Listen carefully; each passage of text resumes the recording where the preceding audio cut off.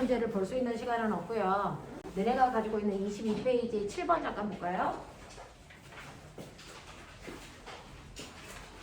자, 7번 문제 보시면 그래프를 분석하는 문제들이 나오면 그래프를 여러분들이 잘 분석할 수 있으셔야 돼요. 됐죠? 그래서 얘 같은 경우에는 뭐냐면요. 여러분들 속력을 그린 게 아니고 속도를 그린 거라서 속도는 방향이 있다 그랬잖아요. 그러니까 예를 들어서 네가 공을 위로 던진다? 그러면 공이 올라갔다가 뭐하니? 떨어져요. 맞죠? 올라가는 방향을 플러스 방향으로 놓으면 떨어지는 방향은 반대 방향이니까 마이너스 방향으로 놓으셔야 돼요. 내가 맨 처음에 던질 때 40의 속력으로 던지면 지구는 얘를 못 올라가게 아래쪽으로 중력가속도를 잡아당깁니다. 가속도라는 의미가 뭐냐면 여기 가속도를 10으로 놓을 건데 얘는 뭐냐면 1초에 속도를 10씩 변화시킨다 이 뜻이에요. 1초의 속도를 10씩 변화시켜 라는 뜻인데 보세요. 맨 처음에 던졌을 때 방향과 중력가속도의 방향이 같은 방향 반대 방향? 반대 방향이에요. 그러면 어떻게 해요? 얘는 올라가는 물체를 1초의 속도를 10씩 줄인다라는 뜻이에요. 그러니까 맨 처음에 속도가 40이지만 속도가 1초에 10씩 줄어서 됐어. 언제까지 올라가니? 얘가 지구 끝까지 가지 않는다. 환상을 벌여라. 언제까지 올라가니? 속도가 0 될 때까지만 올라가요. 그러면 속도가 0 되려면 몇 초 걸리겠니? 1초의 속도를 10씩 줄이니까 1초 지나면 30, 또 1초 지나면 20, 또 1초 지나면 10, 그 다음에 또 1초 지나면 0 되죠. 몇 초까지 올라가요? 4초 걸려요. 맞죠? 4초까지 올라갑니다. 4초가 되는 순간에 속도가 0 됩니다. 속도가 처음에는 플러스 방향으로 40이지만 됐어. 가속도가 반대 방향으로 작용하니까 속력이 일정하게 줄어들어서 0 될 때까지 올라갔다가 그 다음에 어떻게 합니까? 순간 0 되는 순간 멈췄다가 떨어지죠. 됐어. 떨어질 때는 얘가 아래로 내려오는 방향과 중력가속도 방향이 어떤 방향? 같은 방향이죠. 그럼 어떻게 돼요? 속력이 10씩 빨라집니다. 됐죠? 네. 아래 방향으로 속력이 10씩 빨라져서 처음에 0이었다가 1초 지나서 5초가 되면 속력이 10 빨라져서 아래쪽 방향으로 10 되는 거예요. 또 1초 지나서 6이 되면 그래서 아래쪽 방향으로 속력이 10만큼 더 증가해서 마이너스 20이죠. 그래서 수학을 너무 잘하는 사람들은 물리할 때 첫 번째 난관은 뭐냐면 플러스 10이 빠르니 플러스 20이 빠르니 아니 플러스 10이 빠르니 마이너스 20이 빠르니 뭐가 더 빨라요? 라는 빠르기는 크기를 묻는 거잖아요. 이때는 숫자만 보시는 거예요. 앞에 있는 뿔만은 수학 시간에 배운 것처럼 크다 작다가 아니고 뭐예요? 방향을 얘기합니다. 물리에서는. 그래서 얘는 네가 위쪽 방향을 플러스로 봤으면 됐어. 얘는 무슨 방향이야? 아래쪽 방향으로 20으로 가요. 얘는 위쪽 방향으로 10으로 가요. 그러니까 빠른 건 얘가 더 빨라요. 알겠습니까? 네. 이렇게 보시는 거예요. 됐죠? 자, 그랬을 때 너네 이거 보시면 그래프, 시간 속력 그래프에서 기울기가 뭐지? 빨리 생각해. 시간 속력 그래프에서 기울기가 뭐지? 가속도죠. 얘 가속도인 기울기요. 변한 적 있어 없어? 기울기 일정하죠.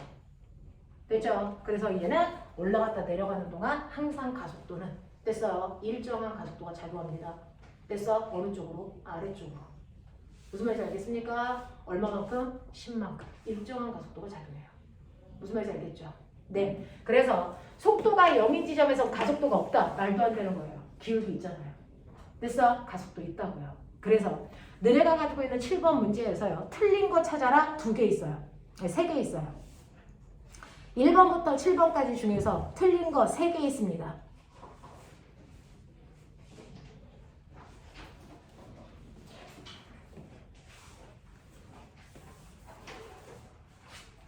여기가 10이고 여기가 5죠. 얘 기울기 얼마? 기울기 얼마? 기울기 얼마 나와? 5분의 10이잖아요. 그러니까 기울기 얼마니? 2 나오죠. 그래서 가속도의 크기는 2입니다. 무슨 말인지 알겠어요? 네. 그래서 1번에 0초일 때 이물체의 가속도가 0이라는 건 틀렸고요. 가속도는 2입니다. 됐죠? 그 다음에 틀린 거 2번. 이물체의 가속도의 크기가 4가 아니고 2라고요. 그 다음에 이 물체 5번 보세요. 이 물체는 10초일 때 출발점에서 가장 멀리 떨어져 있다라고 하는데 10초일 때요. 꼬맹아. 올라갈 때 5초 걸렸어. 그럼 내려올 때 몇 초 걸리니? 물체가 올라가는데 5초 걸려. 내려오는 몇 초 걸리니? 똑같이 5초 걸려. 그러면 10초 지난 후에는 제자리로 돌아오는 거죠. 그러니까 출발점이랑 제일 가까운 거죠. 무슨 말인지 알겠습니까? 네, 이렇게 되는 문제. 그래서 이 물체는 10초일 때 출발점이랑 가장 멀리 떨어져 있는 게 아니고 그래서 제자리로 돌아오는 겁니다. 무슨 말인지 알겠죠? 이런 식으로 이 전체 문제에서 힘은 앞에 있는 1번부터 여러분들이 보시면 선생님은 고난도 객관식 문제 풀어드리고 있는 중인데 1번부터 6번까지는 힘에 대한 얘기고요. 그 다음에 7번부터 10번까지는 그래프 분석이에요. 힘에 따른 운동의 변화. 알겠어요? 네. 자, 다 풀어가지고 오셔야 되고요. 여기 있는 문제 하나도 빠짐없이 다 푸셔야 합격할 수 있어요. 알겠어? 이 책에 있는 문제는 대단히 좋은 문제들이 묶여져 있거든요. 생각도 할 수 있고 계산도 연습도 해볼 수 있는 그런 문제이기 때문에 반드시 다 풀어보시면 되겠습니다. 답안지 다 가지고 계시니까 풀어가지고 와서 다음 주에는 선생님이 질문만 받을 수 있게. 대신에 모르는 문제를 막 2시간, 3시간 고민하면 된다. 안 돼요. 공부할 게 너무 많으니까. 모르는 거 과감히 제껴. 오면 선생님이 다 풀어줄 거니까. 알겠어? 아는 것들만 쭉쭉. 알겠어요? 네, 해가지고 오십시오. 자, 그 다음에 뒤로 많이 가세요.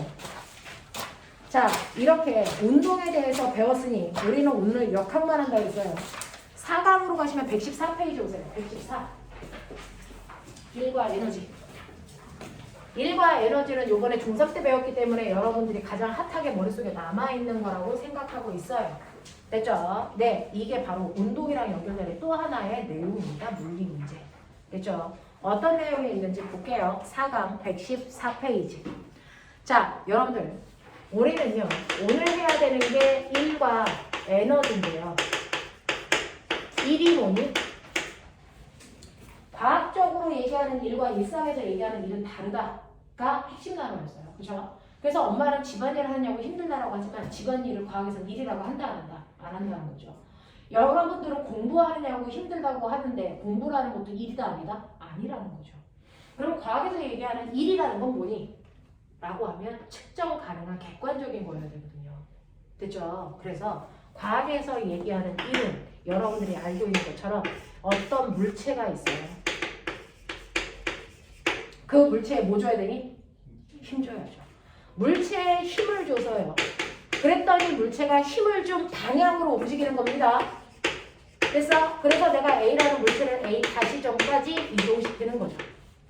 됐어? 그래서 일이 뭐니? 라고 하면 물체에 힘을 주어 힘준 방향으로 뭐 시키는 거다? 이동시키는 거다.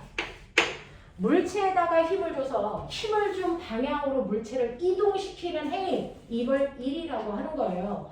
그러니까 여러분들이 그래서 일을 하려면 일을 받는 대상이 반드시 있어야 된다. 그걸 물체라고 한다. 그 물체에다가 힘을 줬더니 내 힘 때문에 물체가 움직여야 된다. 이게 일한 거다. 알겠습니까? 내 힘하고 상관없이 움직여갖고 일을 한 거 아니야. 내가 한 거 아니라고. 알겠어? 네. 그러면 내가 일을 했어. 그러면 일을 얼마만큼 했어? 라고 하는 두 번째, 그 한 일을 계산해. 일을 어떻게 계산하죠? 내가 준 힘에다가 그 힘으로 밀고 간 거리를 곱하죠. 힘의 단위는 언제나 뉴턴이어야만 되니까 10뉴턴의 힘에다가 밀고 간 거리가 2m니까 2m를 곱하시면 내가 한 일이 20 뭡니까? 줄이에요, 줄. 되겠죠? 그래서 2kg짜리를 밀 때요. 내가 10N의 힘을 줘서 2m 밀었으니까 한 일은 돼서 20줄이고요. 만약에 2kg짜리 물체를 내가 들어. 이걸 들기 위해서 필요한 최소한의 힘은 얼마일까? 얘 왜 드는데 힘들어? 밑에서 잡아당기는 힘 때문에. 가지마! 라고 해서 잡아당기는 힘. 누가 주고 있지? 누가 주고 있지? 누가 아래로 얘를 잡아당기고 있지? 지구가요. 중력이요. 얼마만큼이요? 무게만큼이요. 그래서 이 물체의 질량은 2kg고요. 중력 가속도 얼마죠? 네, 선생님하고 한 자는 10이고요. 실제로는 얼마? 9.8. 계산하시는 거죠. 그래서 10이라고 치자. 그렇다면 얘를 아래쪽으로 20N의 힘으로 잡아당기니까 얘를 들기 위해서 필요한 최소한의 힘 얼마? 20이 필요한 거죠. 됐어? 네. 그래서 20N의 힘으로 얘를 2m 밀고 올라가요. 됐어? 그러면 내가 힘준 방향으로 물체가 이동했으니까 한 일이 있어요. 무슨 말인지 알겠죠? 자, 그러면 20N의 힘으로 2m 밀고 갔으니까 한 일은 얼마다? 얘 얼마다? 40J다. 이렇게 가는 거예요. 됐어? 똑같은 물체를 똑같이 2m 움직였어도 수평으로 밀 때는 되죠. 드는 힘이 물체의 무게하고 상관없잖아요. 근데 들어 올릴 때는 물체의 무게만큼 힘들어요. 알겠습니까? 네, 힘의 정치 정확하게 판단하시면 되고요. 그러면 제가요, 궁금한 게 있어요. 그럼 선생님, 제가요, 오른쪽으로 물체가 움직이는 것과 같은 방향으로 힘을 10N을 줬어요. 1번. 약간 비스듬한 방향으로 10N의 힘을 줬어요. 2번. 약간이라는 게 30도의 각도예요. 조금 더 비스듬하게 힘줬어요. 60N의 각도로요. 60도의 각도로요. 10N의 힘으로 줘서 2m 밀고 갔어요. 됐어. 각도를 더 크게 할게요. 90도. 10N의 힘을 줬어요. 그래서 2m 밀고 갔어요. 한 일 누가 커요? 1번이 한 일이 큽니까? 2번이 한 일이 큽니까? 3번이 한 일이 큽니까?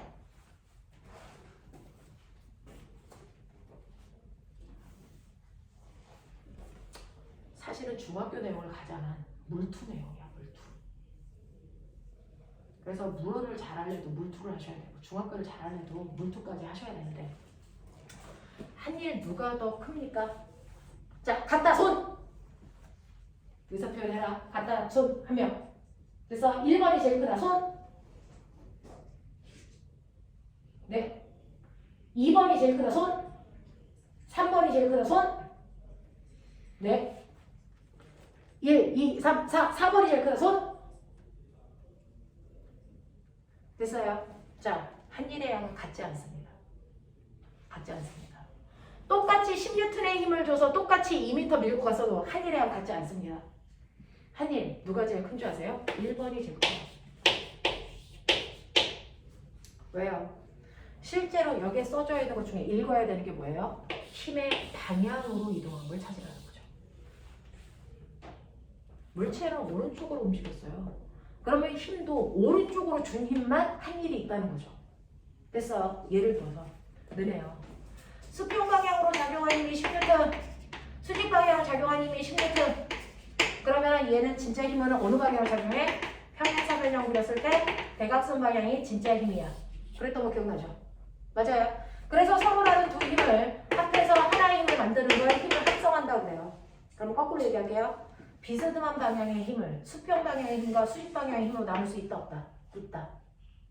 됐어. 그러니 예를 들어서 얘요. 비스듬한 방향으로 10N의 힘을 수평 방향과 몇 도의 각도로 준 거냐면 30도의 각도로 준 거예요. 그렇다면 이 비스듬한 방향의 힘은 사실은 수평 방향의 이만큼의 수선 내려보세요. 그래서 이만큼의 힘 Fxy. 여기서부터 수선의 반을 내리세요. 그러면 수직 방향의 힘 Fy의 힘으로 나눌 수가 있어요. 사실은 이 두 힘이 합해서 일을 만든 겁니다. 맞죠? 그랬을 때 수평 방향의 힘이 얼마일까? 이거 잘 보시면 꼬맹아 이 자체가 뭐냐? 너네가 수학 시간에 좋아하는 이게 뭐냐? 직각삼각형. 사이각이 몇 도? 30도. 됐어? 그러면 이 힘 얼마? F 코사인 30. 맞아요? 이 힘이 얼마? F 코사인 30. 맞아요? 이거죠. 근데 빗면의 힘이 얼마예요? 10이죠. 그러면 여기 10. 코사인 아니잖아요. 사인이잖아요. 되겠어요? 네. 이거 얼마니? 사인 30? 아니 코사인 30 얼마?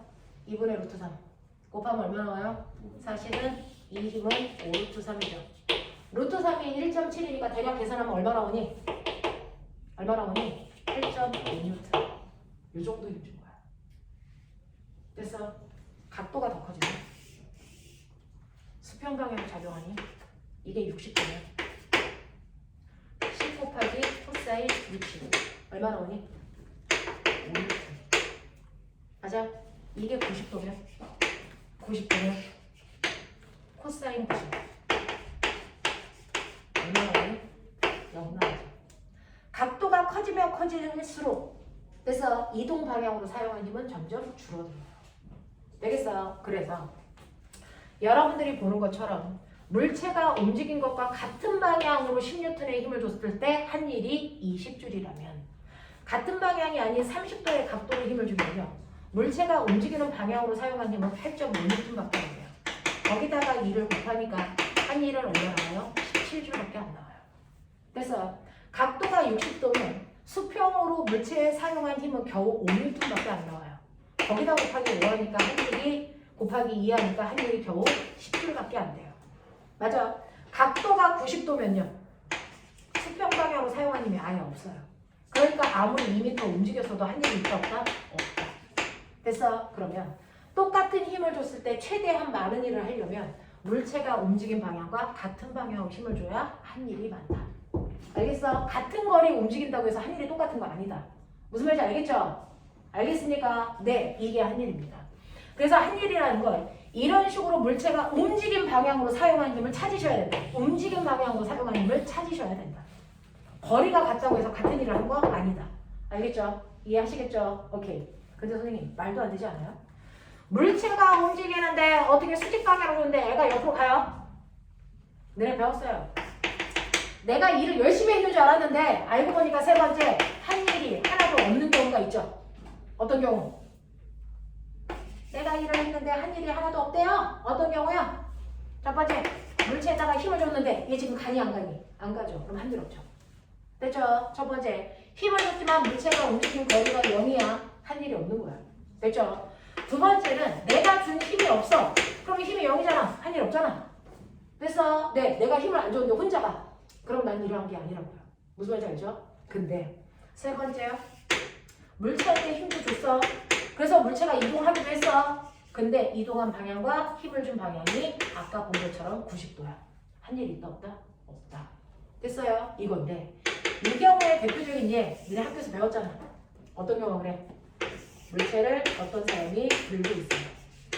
이거 무거운 물체 들고 있으면 힘들죠? 왜? 떨어지지 않게 힘을 밀어주잖아요. 근데 내가 앞으로 걸어가. 내가 한 일 있게 없게? 없어요. 왜? 힘 준 방향하고 이동한 방향이 몇 도를 이루니? 90도를 이루니까 한 일이 없다고요.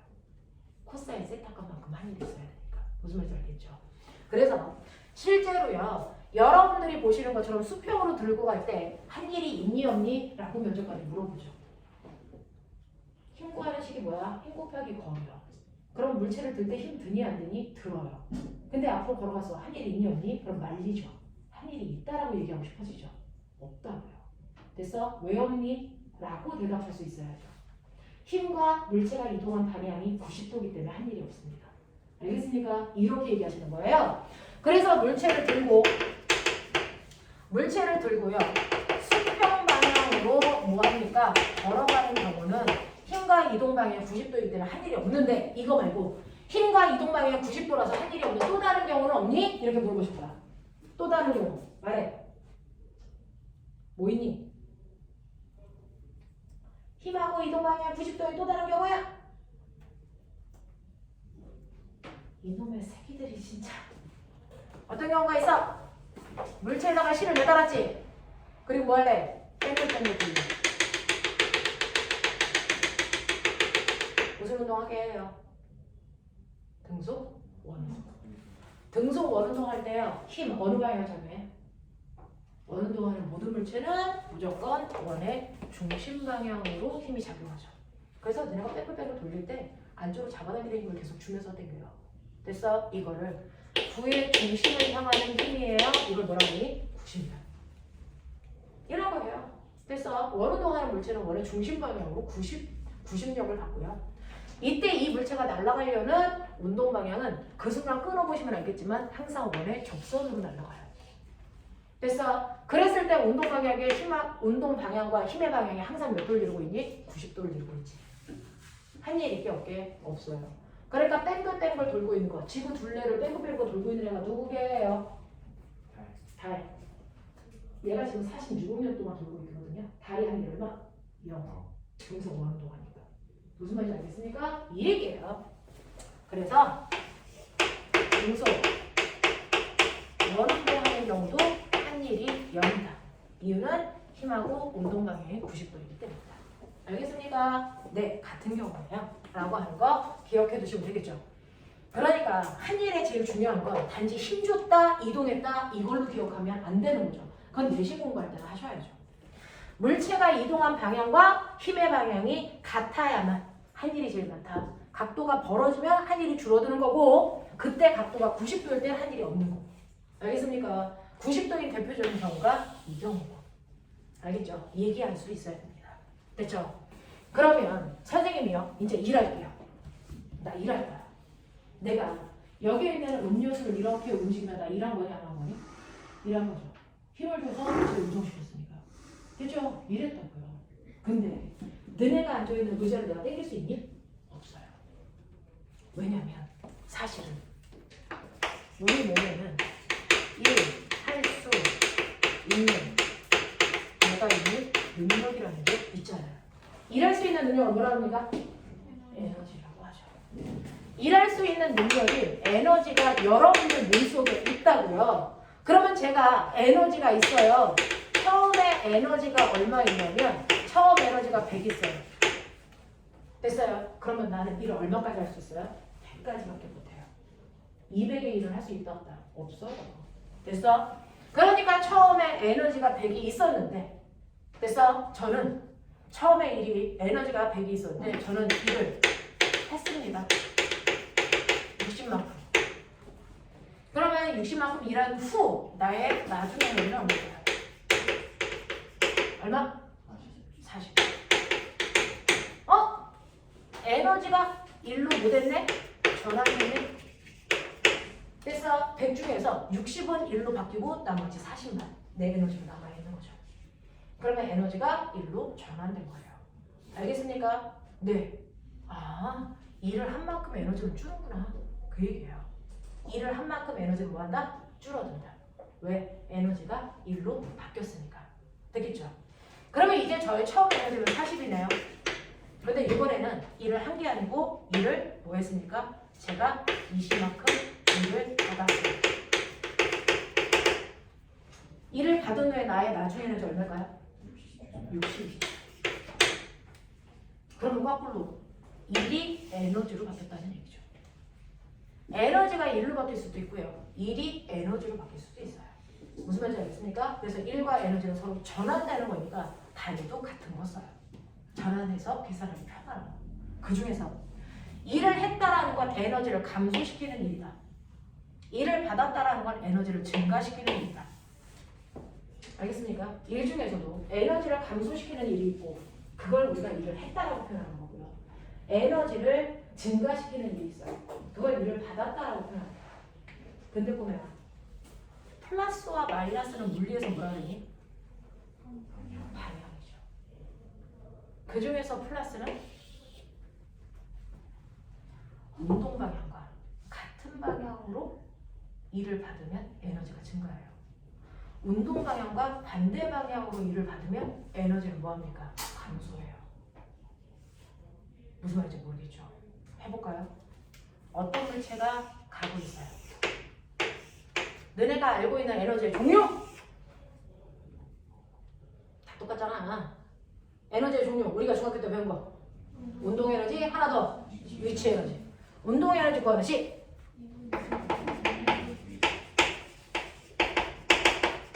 운동 에너지는 움직이는 물체가 갖는 에너지고요. 2분의 1 mv 제곱이죠. 질량 곱하기 속력의 제곱. 됐죠? 이 물체가 2kg이에요. 빠르기가 3m/s예요. 그럼 이 운동 에너지 있겠죠? 2분의 1 곱하기 2 곱하기 3의 제곱 9.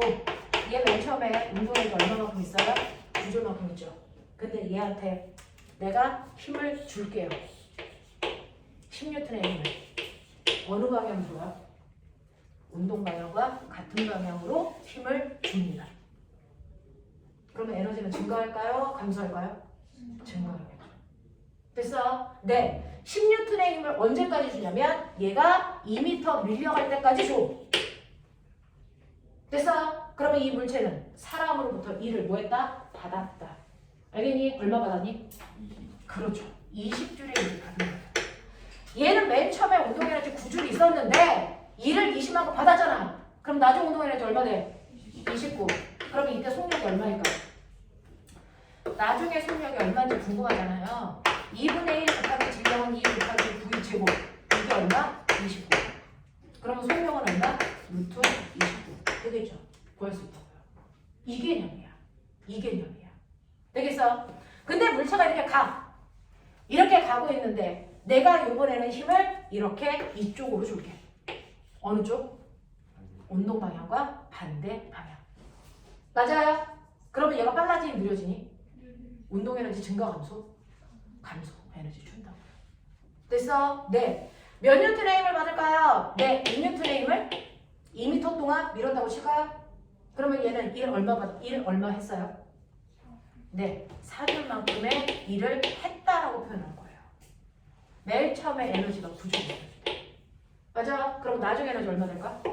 네. 운동 에너지가 5줄밖에 안 남아요. 그럼 나중 속력 얼마니? 2분의 1 곱하기 2 곱하기 V의 제곱 이게 5.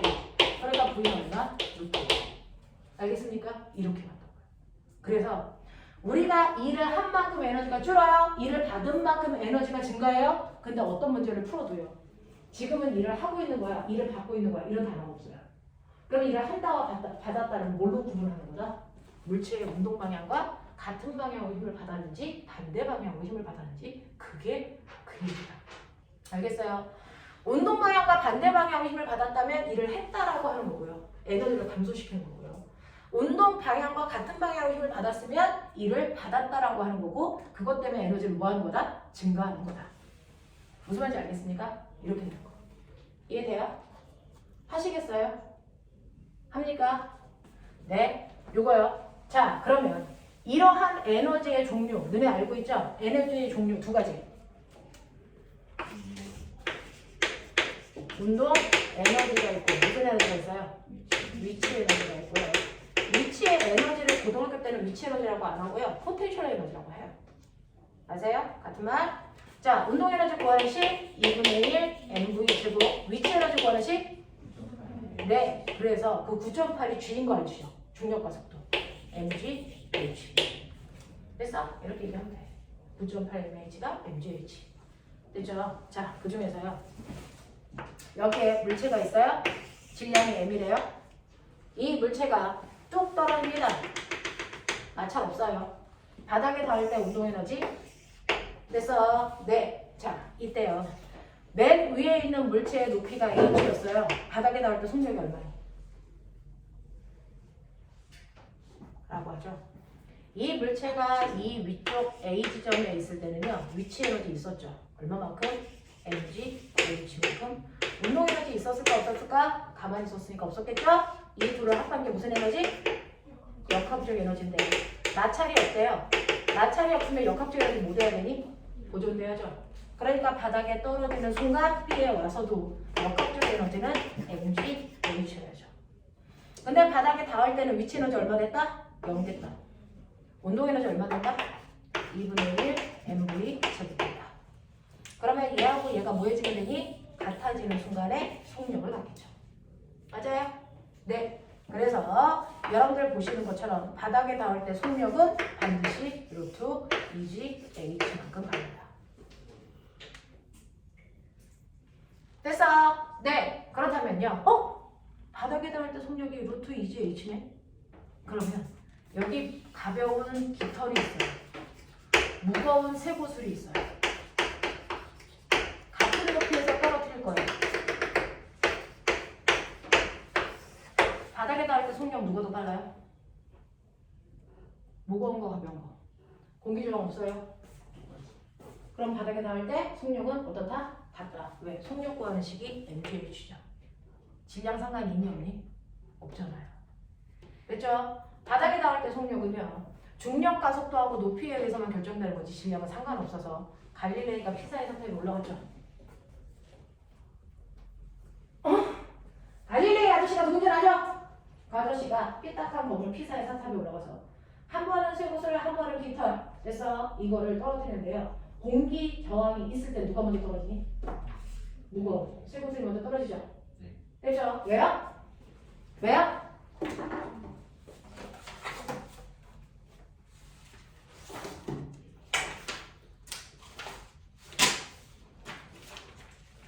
무거운 쇠구슬, 가벼운 깃털, 공기저항 우리 지금 있죠? 떨어뜨려 볼게요. 보이시죠? 무거운 게 먼저 떨어졌죠? 네, 왜요? 무거운 게 먼저 떨어지는 이유는 가벼운 아이가 공기 저항 때문에. 됐어. 수직으로 낙할 수 있니 없니? 없어요. 이동을 더 길어요.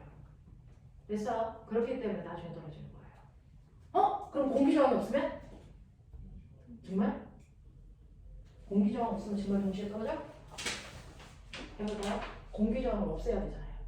얘가 밀고 가면서 순간 공기를 없앨 거니까 그게 문제보죠. 무슨 말인지 알죠? 가벼운 애도 무거운 애도 공기 저항을 최소화시켜보죠. 보이세요? 동시에 떨어지죠. 아시겠어요? 아까 종이가 옆으로 간 건 누구 때문이에요? 공기 저항 때문이에요. 그래서 떨어지는데 시간이 오래 걸린 거예요. 가벼워서가 아니고. 알겠습니까? 공기 저항을 없애니까 어떻게 떨어졌어요? 동시에 떨어졌어요. 무슨 말인지 알죠? 왜요? 왜요? 둘 다 아래쪽으로 속력이 1초에 9.8씩 증가하니까. 그래서 속력 증가량이 똑같기 때문에 같은 높이에서 똑같이 떨어져야 됩니다. 무슨 말인지 알겠습니까? 네! 라고 하는 겁니다. 자, 그래서 이런 식으로 바닥에 닿을 때 속력은요. V는 루트 2지 H예요. 물체의 질량하고 무관합니다. 가볍든 무겁든 동시에 떨어져요. 공기 저항만 없으면. 무슨 말인지 알겠어요? 이해하시겠습니까? 이렇게 된다. 라고 하는 것도 기억을 좀 해봐 두시고요. 이런 식으로 해서 물체는 운동 에너지와 위치 에너지가 있고 걔네들이 서로 내려갔다 올라갔다 하면서 전환되는데 이때 운동 에너지와 위치 에너지를 합한 걸 역학적 에너지라고 하고요. 여기 롤러코스터 있어요. 보이죠? 쇠구슬하고 물체 그 롤러코스터 사이에는 마찰이 없어요. 처음에 이 높이, 이 지점의 A, 이 높이가 20m입니다. 이 높이 10m입니다. 이 높이 16m입니다. 이 높이 4m입니다. 그래서 A, B, C, D를 지날 거예요. 됐죠? 네, 내가 여기를 놉니다. 그럼 얘가 훅 하겠죠? 하겠죠? 오케이. 자, A점에서의 위치 에너지 mg 20 보여요? 네. 운동 에너지 순간 없었어. 그러면 이 둘을 합한 역학적 에너지 얼마? mg 20 되겠냐? 네, 이런 식으로요. B야. B에 왔을 때 위치 에너지 mg 10 운동 에너지 얼마일까요?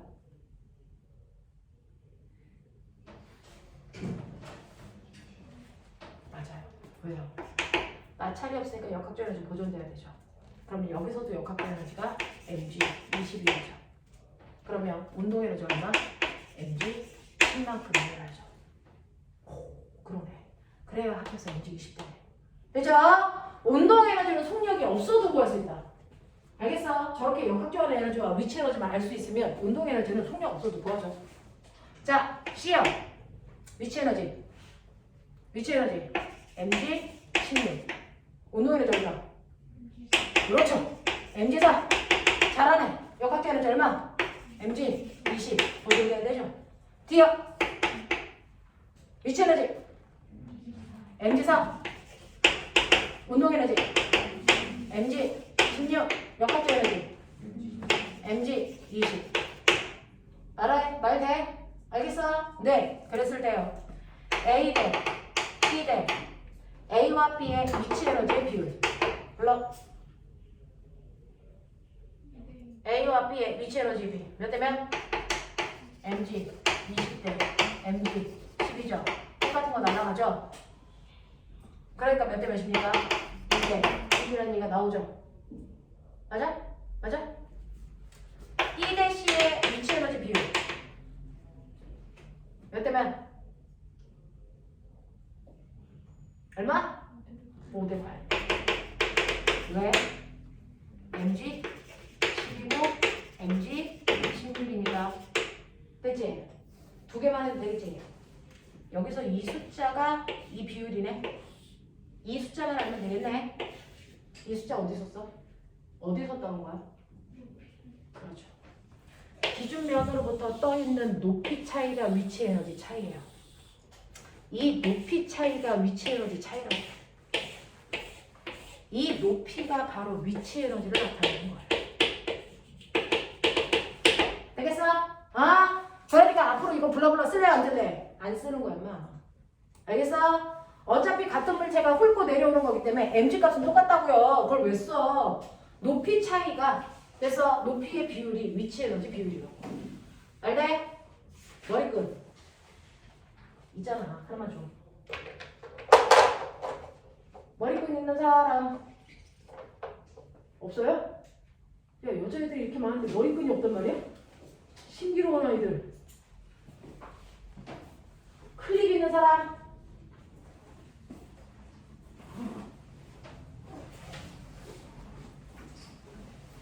진짜 그냥 써서 안 되겠다. 여기다 감사. 다음 주에 와서 달라고 그러세요. 소중히 간직할게요. 선생님 항상 우리 학원에서 이렇게 입고 다녀요. 별로 놀랍지 않아요. 자, 그래서 위치 에너지 이렇게 된다. 운동 에너지. B 대시의 운동 에너지 비율. 불러. 네, 어떻게 나왔어요? 운동 에너지 여기 있잖아요. B 대시의 운동 에너지 비율이 mg 10대 mg 4점. 그러니까 5대 1점. 시험에서 이거 써줄까요? 안 쓰죠. 저 그림만 나오잖아요. 그러면 이거 5대 2라고 하는 숫자에 해당되는 10대 4가 어디 있는 거니? 뭐니 이거? 잘 봐. 저거 어디 있어? 저 그림에. 10대 4라는 숫자 어디 있을까요? 이게 어떤 걸 의미할까요? 이게 분석력. 10하고 4 어디 있어요? 전체 높이에서 그걸 높이 빼는 거. 네. 속도가 0인 순간의 최고 높이에서 거기까지 낙하한 거리야. 이게 10m예요. 보여요? 너네 위치 에너지가 운동 에너지로 바뀔 때 위치 에너지 감소량이 운동 에너지 된다. 기억나요? 그러니까 여기에서 여기로 올 때 위치 에너지 얼마만큼 감소했어요? mgc. 됐어? 여기로 오면서 운동 에너지 위치 에너지 얼마 감소했어요? mg4. 보여요? 여기로 오면서 운동 에너지 위치 에너지 얼마 감소했어요? mg16. 보이죠? 최고 높이로부터 낙하거리요. 거기서 말하는 최고 높이는 속력이 0인 지점이에요. 알겠어요? 네, 거기서부터의 낙하거리가 운동 에너지를 만듭니다. 무슨 말인지 알겠죠? 그 낙하거리 보란 얘기예요. 그래서 낙하한 이 거리가 바로 뭘 얘기한다? 이게 바로 운동 에너지를 얘기한다. 아시겠냐? 아시겠냐? 그래서요, B 대 C의 운동 에너지 비율은 5대 2고요. C 대 D의 운동 에너지 비율 몇 대 몇입니까? 몇 대 몇입니까? 1대 아니죠? 맞죠? 1대 얼마예요? 4죠. 이게 운동 에너지 비율이죠? 맞아? 그러면 꼬맹아 C 대 D의 속력 비율은 얼마예요? 1대 2죠. 왜요? 자, C점의 운동 에너지는 2분의 1 mvc를 지나는 순간의 속력의 제곱이었죠. 그죠? D점의 운동 에너지는 2분의 1 mvd의 제곱이었죠. 이때 2분의 1, 2분의 1 똑같으니까 사실은 운동 에너지의 비율은 vc의 제곱 대 vd의 제곱의 비율이 1대 4랍니다. 맞아. 그 지점을 지나는 속력의 제곱 비율이 운동 에너지 비율입니다. 그러니까 속력 비율이 얼마입니까? 라고 하면 루트 씌우시면 되죠? 그래서 1대 2입니다. 아시겠어? 아시겠어? 여기에 루트 씌우시면 얘가 나오죠. 무슨 말인지 알죠? 그러니까 이 값에도 루트 씌우시면 되겠죠? 나오죠? 무슨 말인지 알겠죠? 네, 그 얘기요. 운동 에너지 비율의 제곱근 구하시면 그게 바로 속력 비율이다. 아시겠어? 이렇게 갑니다. 여기까지 되겠죠? 이해 안 되는 사람 손? 됩니까? 네. 이게 여러분들이 가지고 있는 에너지의 개념입니다. 됐죠? 네. 이게 바로 여러분들이 가지고 있는 에너지의 개념이고요. 그 다음에 제가 일을 하는데요. 얼마나 일을 빠르게 하니? 일한 빠르기. 교과서가 개편되면서 없어졌어요. 교과서가 개편되면서 없어져서 자, A도 100줄의 일을 했어요. B도 100줄의 일을 했어요.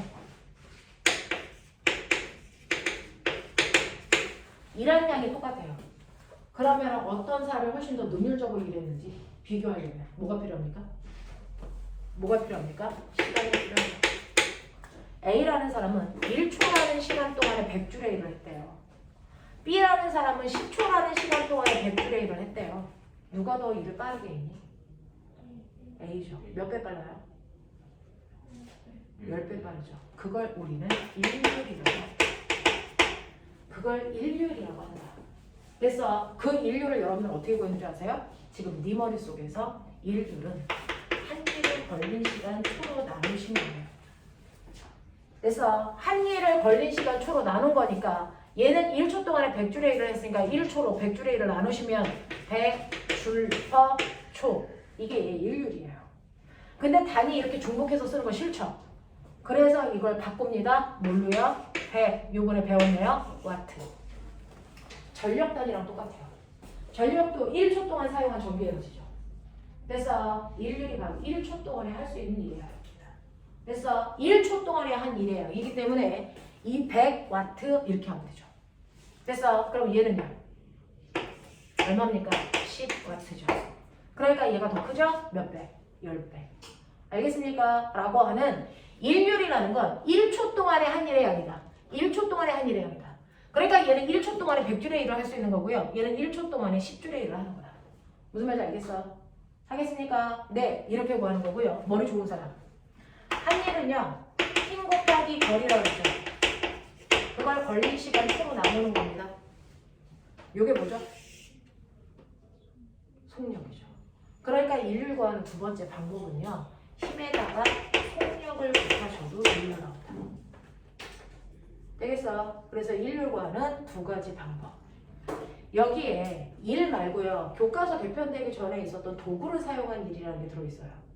됐죠? 그 도구 파트는 여러분들이 학교에서 안 배운 거니까 그 파트는 문제에서 제거하고 푸세요. 알겠죠? 그건 안 하셔도 됩니다. 자, 이런 식으로 해서 여러분들이 일과 에너지에 대한 얘기 했고요. 그것과 관련된 문제를 몇 개를 보죠. 자, 선생님이랑요. 132페이지 오세요. 132페이지 보시면 고난도 객관식 문제가 있어요. 자, 그 중에서 1번과 2번이 풀어볼 만한 문제입니다. 1번, 2번 시작.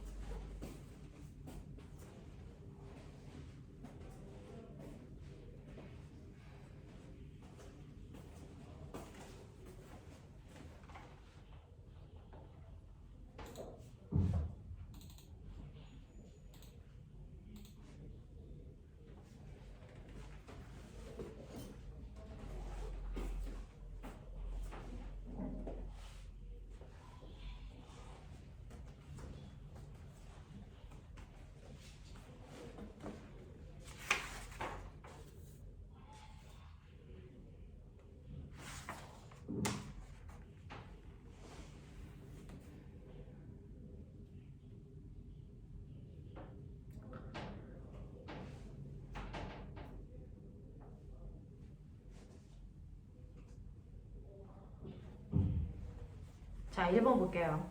그림과 같이 마찰이 없대요. 마찰이 없다는 얘기는 무슨 말이니? 역학적 에너지 보존.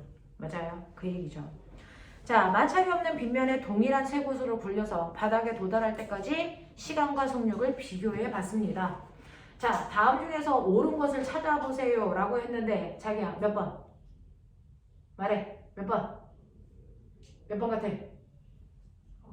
4번? 또요. 바닥에 도달할 때 속력은 위치 에너지의 감소량과 비례한다 라고 하는 이 말이 맞을 것 같죠? 이게 틀렸어요. 됐죠? 이런 식으로 여러분들이 가지고 있는 5개념을 빨리 찾으셔야 되니까 틀리는 거를 두려워하시면 안 돼요. 내가 이거 여기서 안 배웠으면 큰일 날 뻔했던 거예요. 아시죠? 이거 4번은 그래서 틀린 답입니다. 왜요? 바닥에 닿을 때 아까 얘기했죠. 여기 건물에 있던 아이가 떨어져. H만큼 떨어질 때요. 물체가 이 높이에 있을 때 위치 에너지 mg, h가 바닥에 닿을 때 뭐랑 같아요? 운동 에너지랑 같다 그랬죠. 운동 에너지랑 같다 그랬어요. 그렇다면 같다라고 놓으면 얘하고 얘가 생략되니까 V값. V는 뭐라 그랬어요? 루트 뭐라 그랬어요? mg, MEG, h라고 했죠. 됐어요. 네. 그래서 실제로 위치 에너지는 여기다 질량만 곱하면 되는 거 아니니? 결국은? 맞아? 그러면 결국은 위치 에너지는 속력과 비례하는 게 아니고 속력의 제곱근에 비례해요. 무슨 말인지 알겠니? 무슨 말인지 알겠어? 네. 위치 에너지는 속력의 제곱근에 비례하는 거예요. 됐죠? 위치 에너지의 크기는 위치 에너지는 운동 에너지와 비례해요. 위치 에너지는 mgh고요. 운동 에너지는 2분의 1 mv제곱이렇게. 그러니까 위치 에너지에 비례하는 건 속력의 제곱이라고요. 속력이 아니고. 무슨 말인지 알겠어요? 그 얘기해드린 거예요. 됐죠? 그래서 속력이라고 해서 틀렸어요. 또! 몇 번일 것 같니? 너네 여기서 틀리는 거 두려워할 거면 여기 오시면 안 돼요. 저한테 틀리는 거 배우러 오는 거잖아요. 몇 번일 것 같아요? 2번. 자, 답은요. 2번인데요. 2번인데요. 1번 보세요. 바닥에 도달할 때 시간이 가장 빠른 건 누구니? 라고 하는데요. 그래서 빠른 건 그냥 뚝 떨어지는 자연학가 제일 빠르죠. 그러면 다시 말해서 경사가 급할수록 빠르다는 얘기예요. 가장 급경사가 누구예요? C죠. C가 가장 빨리 떨어져요. 알겠어요? 경사가 급할수록 빨리 떨어집니다. 됐죠? 그래서 경사가 몇 도? 90도의 경사를 갖잖아요. 얘는 90도의 경사를 가는 애가 제일 빨리 떨어지는 거고요. 경사가 완만한 빗면일수록 점점 떨어질 때 시간이 많이 걸리는 거예요. 무슨 말인지 알겠습니까? 네, 이 얘기하는 거예요. 바닥에 도달하는 시간은 빗면의 기울기에 비례합니까? 라고 하니까 빨리 떨어지는 아이가 경사가 급한 애죠. 경사가 완만할수록 시간이 많이 걸린다는 뜻이에요. 됐죠? 네, 그래서 이거는 맞는 얘기로 하는 거고요. 그 다음에 세 번째, 바닥에 도달할 때 속력은 누가 빠릅니까? 라고 하는 이거 틀렸대요. 그럼 어떻게 해야 돼요? 똑같아요. 왜요? 말씀드렸죠. 어차피 얘네들 같은 높이라면 위치 에너지 다 어떠니? 똑같죠. 바닥에 마찰이 없으면 바닥에 닿을 때 운동 에너지 어때야 됩니까? 같아야 돼요. 어차피 수직 높이의 변화는 똑같습니다. 알겠습니까? 완만한 경사를 내려오나 급한 경사를 내려오나 감소한 위치 에너지만큼 운동 에너지가 되는데 위치 에너지는 경사가 급하던 경사가 완만하던 상관없이요. 얘네들의 처음의 높이거든요.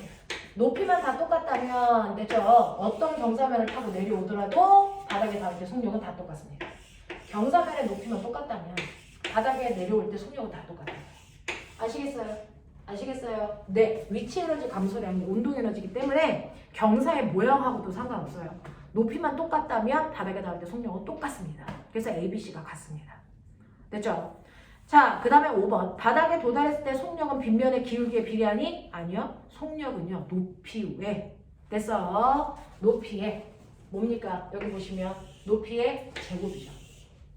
됐죠? 네. 높이가 바로 속력의 제곱이랑 비례하는 값이에요. 이렇게 되는 거예요. 높이만 같으면 속력이 같죠. 그 얘기입니다. 자, 그렇다면 이제 배운 거 가지고 2번. 한 놈은요. 건물에서요. 수평으로 2m/s의 속력을 던져요. 건물 높이가 16m입니다.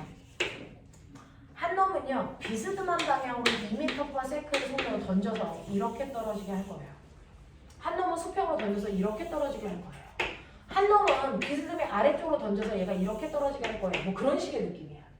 그랬을 때 얘네들이 이렇게 던졌는데요. 얘네들이 어딘가에서 이렇게 만난다는 거죠. 이렇게 내려오다가 한 지점에서 만난대요.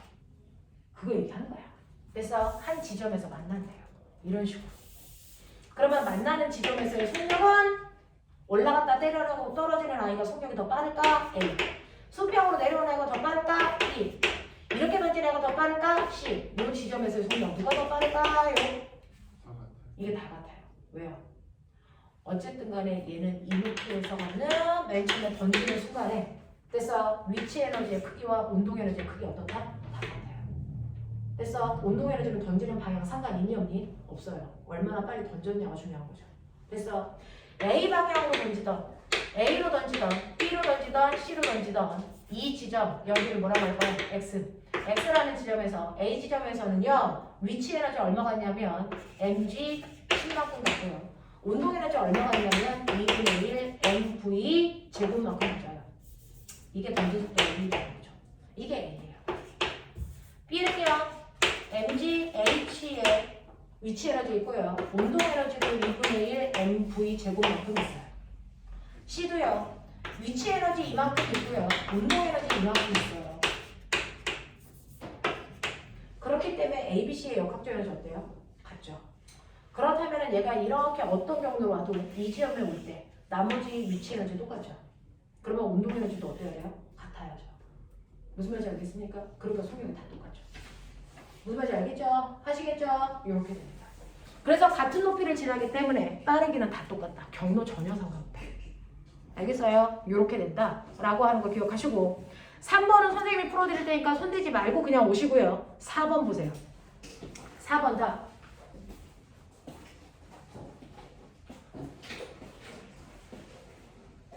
4번의 답이 뭘까요?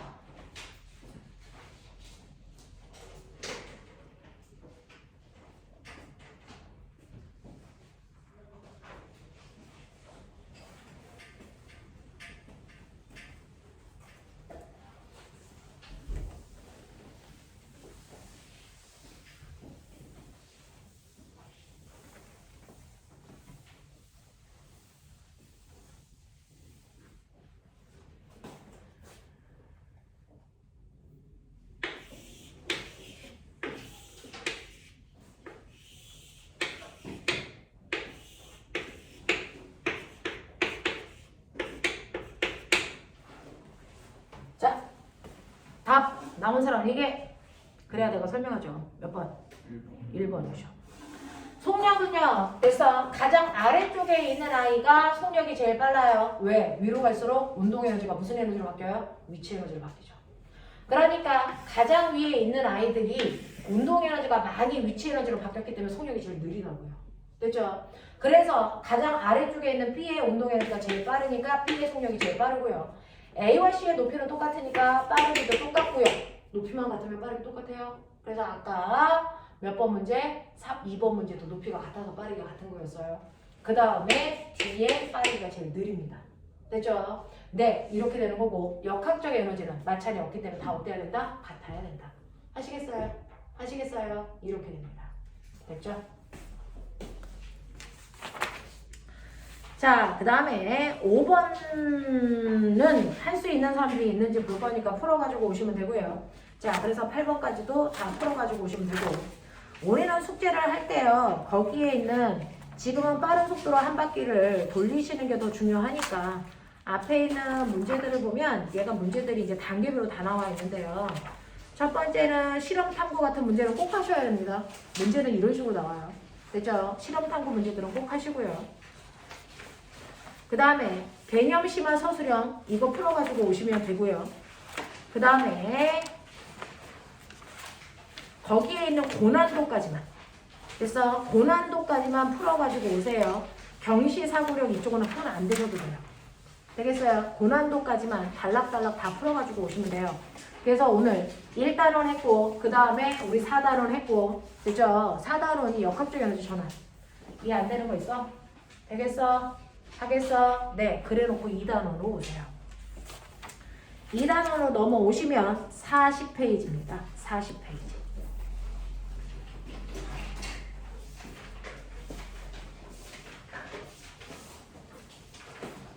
열 파트 몇 학년 때 배운 것 같아요? 네, 중학교 2학년 때 배우셨나요? 실제로요, 역대 상산에서 중학교 2학년 내용이 조금 많이 나왔던 건 맞아요. 그렇다고 중학교 2학년 내용만 나온 건 아니지만, 그러니까 중학교 2학년 내용을 배울 때는 약간 더 집중해서 머릿속에 넣으시면 되겠어요. 중학교 2학년 내용을 그렇게 많이 건드리시더라고요. 자, 그래서 보시면 우리가 해야 되는 물리의 세 번째 내용이 바로 열이라는 거예요. 자, 아까 우리가 줬던 기출문제 여기에 있는 개 아저씨 거. 이 문제가 열과 관련된 문제예요. 맞아요. 이 문제가 바로 열과 관련된 문제예요. 열이 뭐예요? 라고 하는 열은 차갑고 뜨거운 정도죠. 얼마나 차가워? 얼마나 뜨거워? 라고 하는 차갑고 뜨거운 정도를 열이라고 하죠. 근데 이렇게 칠판을 만지면 어떤 애는 아 시원해 라고 표현합니다. 그렇죠? 어떤 사람은 아 차가워 라고 표현하죠. 똑같은 차가운 정도를 가지고 있는데 이런 식으로 차갑고 뜨거운 정도를 이렇게 여러분들이 아시는 국어적으로 표현하면 자, 그 차가운 정도가 똑같은지 다른지를 비교할 수 있다 없다? 없어요. 그러니까 이건 과학적 표현이 아니라고요. 그래서 차갑다, 시원하다 이건 과학적 표현이 아니라 비교를 정확하게 할 수 없으니까. 그러면 이 차갑고 뜨거운 정도를 사람들이 똑같이 비교할 수 있게끔 객관적으로 나타내려면 이 차갑고 뜨거운 정도를 뭘로 표현해야 되니? 숫자로 표현해야 되죠. 그걸 뭐라 합니까? 이걸 온도라고 합니다. 그러니까 나는 열이 많은 사람이야. 이거 과학적 표현? 아니요. 그거 주관적 표현이에요. 객관적 표현이 아니라고요. 그러니까 과학적이라고 표현할 수 없다고요. 무슨 말인지 알겠습니까? 주관적 표현이기 때문에 그거는 과학적이라고 표현할 수 없다. 그렇다면 열이 많은지 많지 않은지는 뭘로? 온도로 측정해야 되는 거죠. 그래야 객관적인 거죠. 무슨 말인지 알겠어? 그래서 그 밑에 온도 문제가 막방 붙어 나온 거예요. 알겠습니까? 네. 자, 그렇다면 이 차갑고 뜨거운 정도를 객관적인 숫자로 표현한 게 온도다? 온도 표현. 지구상에서 쓰는 온도 표현 몇 가지? 세 가지요. 우리나라 사람들이 쓰는 온도를 뭐라고 한다? 섭씨 온도. 단위는 도시. 됐어. 그리고 미국 놈들이 쓰는 거 뭐? 하씨 온도. 단위는 도F. 됐어. 네. 그리고 과학에서 쓰는 온도를 우리는 무슨 온도? 절대 온도.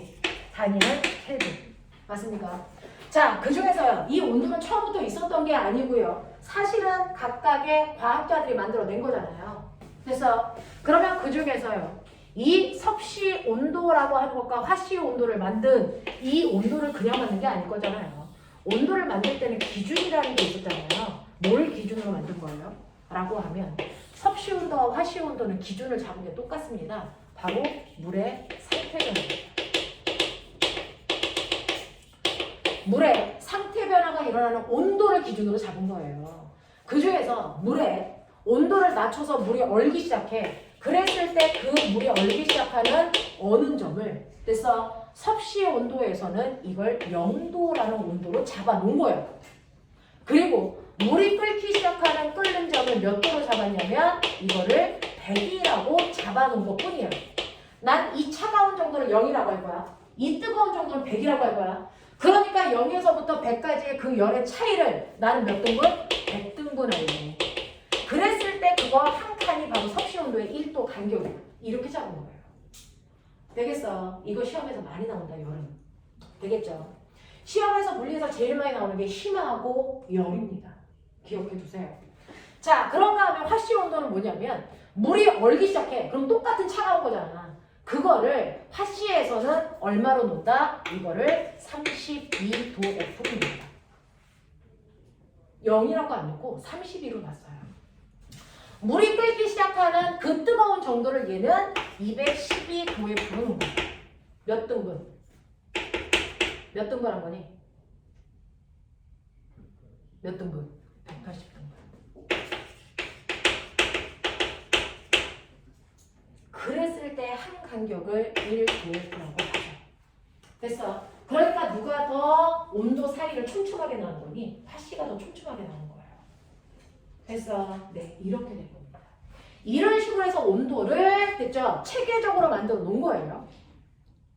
자, 그런가 하면 이 차갑고 뜨거운 정도는 사실은 똑같은 공간 안에 있는 실판은 왜 이렇게 차가워요?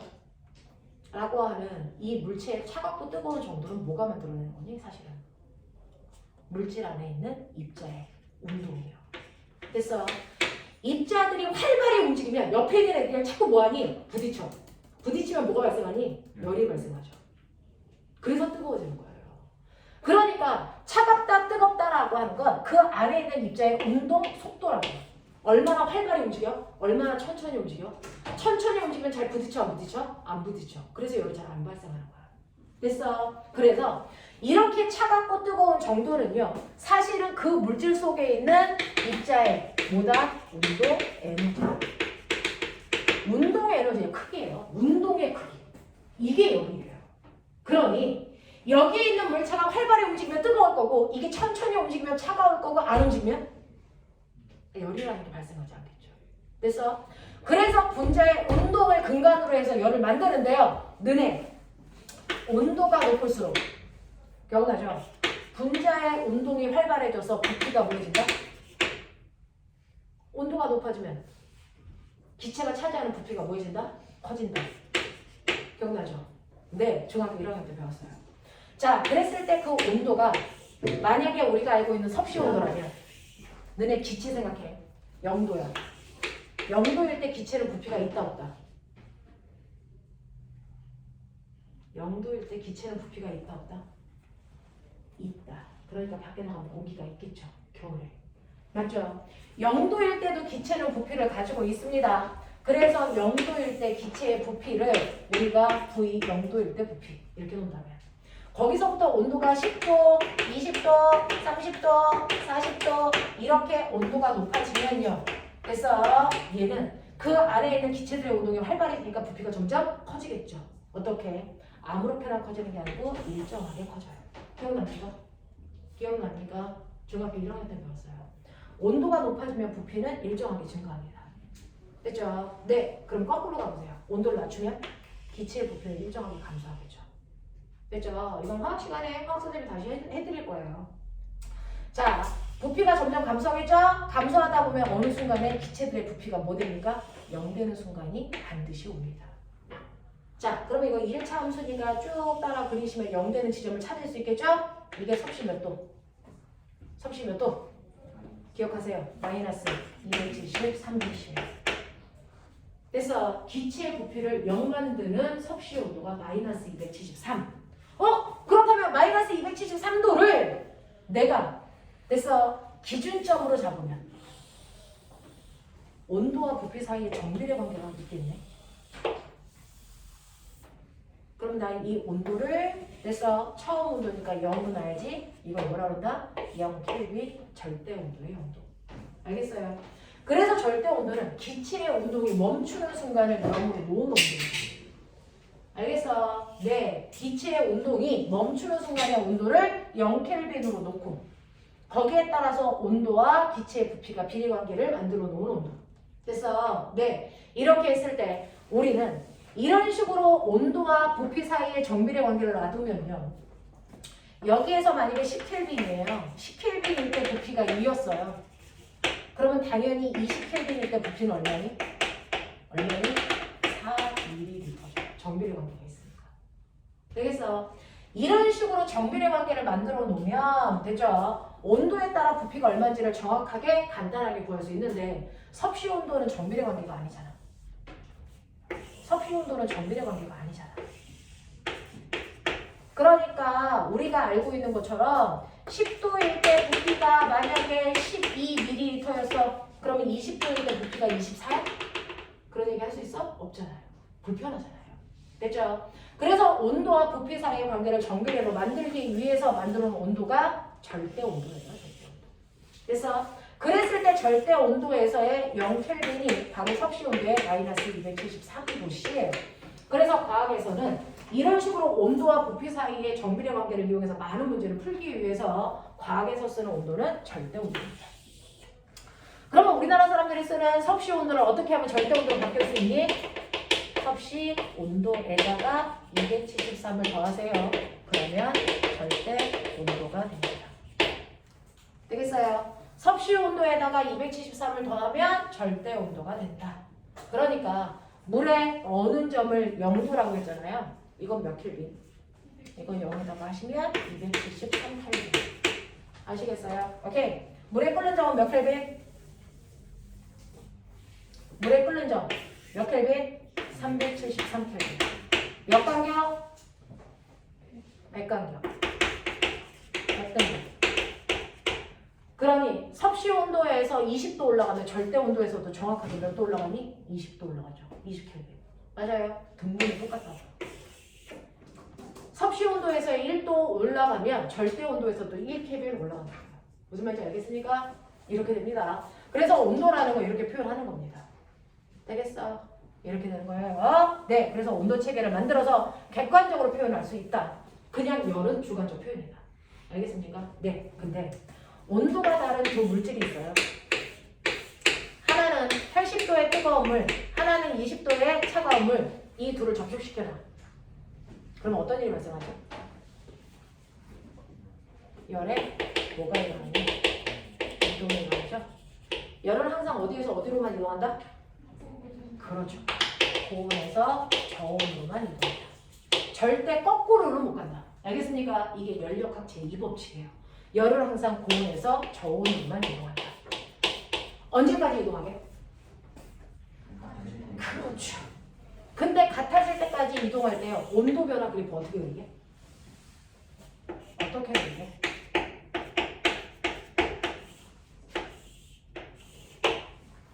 이렇게 그리면 된다 안 된다? 왜 안 될까? 이렇게 그리면 이상하죠.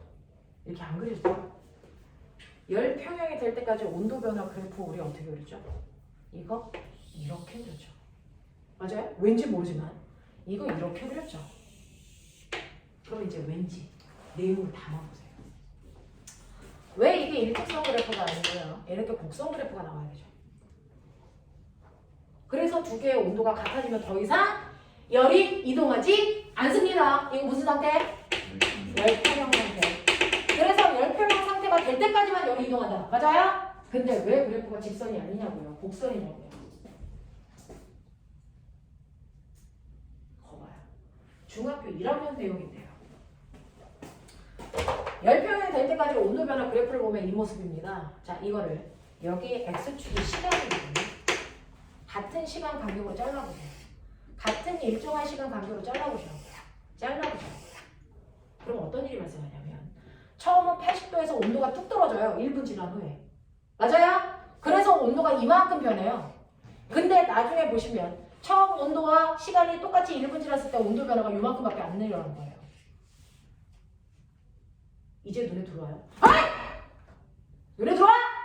정신 차려! 일주일에 한 번밖에 못 볼 거란 말이야. 자,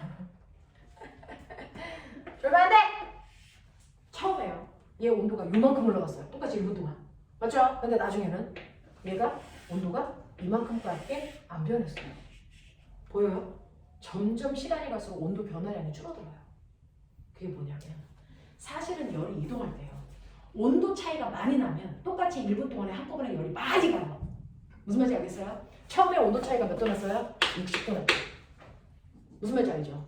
그러면 똑같은 시간 동안 열이 한꺼번에 많이 이동한다고요. 그랬다가 얘가 몇 도가 되고 60도가 되고 얘가 40도가 되면 온도 차이가 20도밖에 안 나죠? 온도 차이가 줄어들죠? 그러면 같은 1분 동안 이동한 열의 양이 뭐합니까? 줄어들어요. 그러니까 열은 이동하는데 열을 이동시키는 원동력은 뭐다? 온도 차이다. 온도 차이가 많이 나면 한꺼번에 많은 양의 열이 이동하다가 온도 차이가 줄어들수록 같은 시간 동안 이동한 열의 양이 점점 뭐하니까? 감소합니다. 그러니까 그래프가 일직선이 되지 않아요. 알겠습니까? 이렇게 됩니다. 그래서 온도 차이가 없어지면 밀어내는 힘이 없죠. 열이 이동하니 안 하니? 안 해요. 그래서 열평형이 되면 그 다음부터 열이 이동을 안 하는 겁니다. 무슨 말인지 알죠? 그래서 온도 차이가 클수록 같은 시간 동안에 이동한 열의 양이 많구나. 알겠습니까? 이렇게 되는 거죠. 그러면 이때 온도 차이가 많던 온도 차이가 적던 상관없이 열은 이동하는 거 아니야? 곧 뜨거운 물질에서 차가운 물질 쪽으로 이동한 열의 양을 뭐라 그래?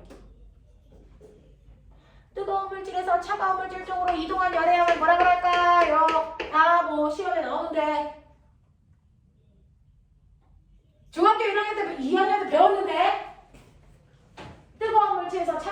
쪽으로 이동한 열이야. 그냥 열량. 알겠습니까? 열량은 네가 이거 얼마 가지고 있니? 이게 아니고 네가 얘한테 이거 얼마 줬니? 그 얘기야. 알겠습니까? 그래서 열량이라고 하는 건 됐어. 이동한 열의 양을 우리가 열량이라고 해요. 이걸 물리에서는 열 에너지라고 해요.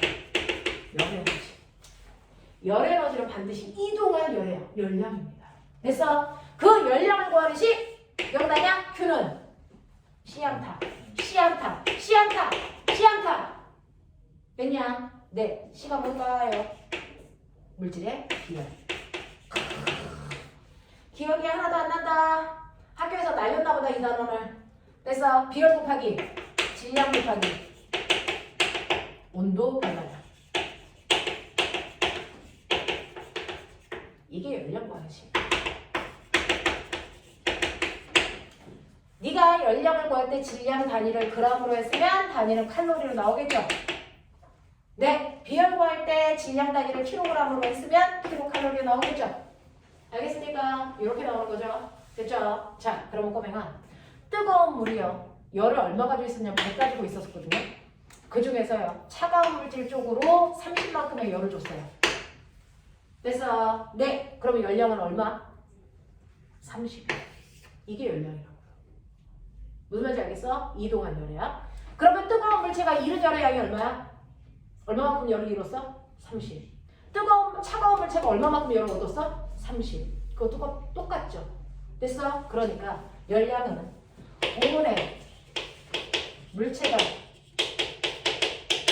잃은 열량과 저온의 물체가 얻은 열량은 같다. 이렇게 놓고 문제 푸시는 거예요. 알겠어? 그러니 고온의 물체가 80도였는데요. 열 평형이 어디서 됐냐면요. 열 평형이 60도에서 됐다고 치자. 그랬을 때 고온의 물체의 질량은 100g입니다. 저온의 물체의 질량은 20도에서 시작했는데 얘 질량 얼마일까요? 이런 문제가 나오죠. 그러면 고온의 물체의 잃은 열량과 저온의 물체가 얻은 열량은 같아야 되니까 어쨌든 물이잖아. 물은 비열 얼마? 1. 그것만 하는데 나머지는 비열 다 줄 거야.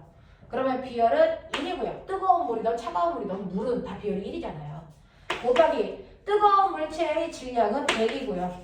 온도 변화는 80에서 60까지 온도 변화는 20도 났어요. 저온은요. 똑같이 물이니까 비열 1이고요. 그 다음에 질량은 모르니까 M이고요. 됐죠? 온도 변화 얼마 났어요? 40 났죠? 됐죠? 네. 그럼 얘 질량은 얼마 나오면 되겠어요? 50g 나오면 되겠죠? 알겠어? 이런 식으로 계산하시면 돼요. 하겠냐? 하겠습니까? 네. 이런 식으로 해서 열량 계산하시면 되고 이러한 열은요. 이동한다면서요. 열 이동 방법.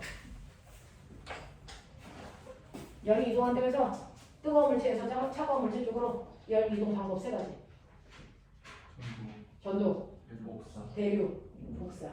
알겠습니까? 자, 이러한 열이 이동합니다. 열이 이동하는 방법에는 3가지가 있습니다.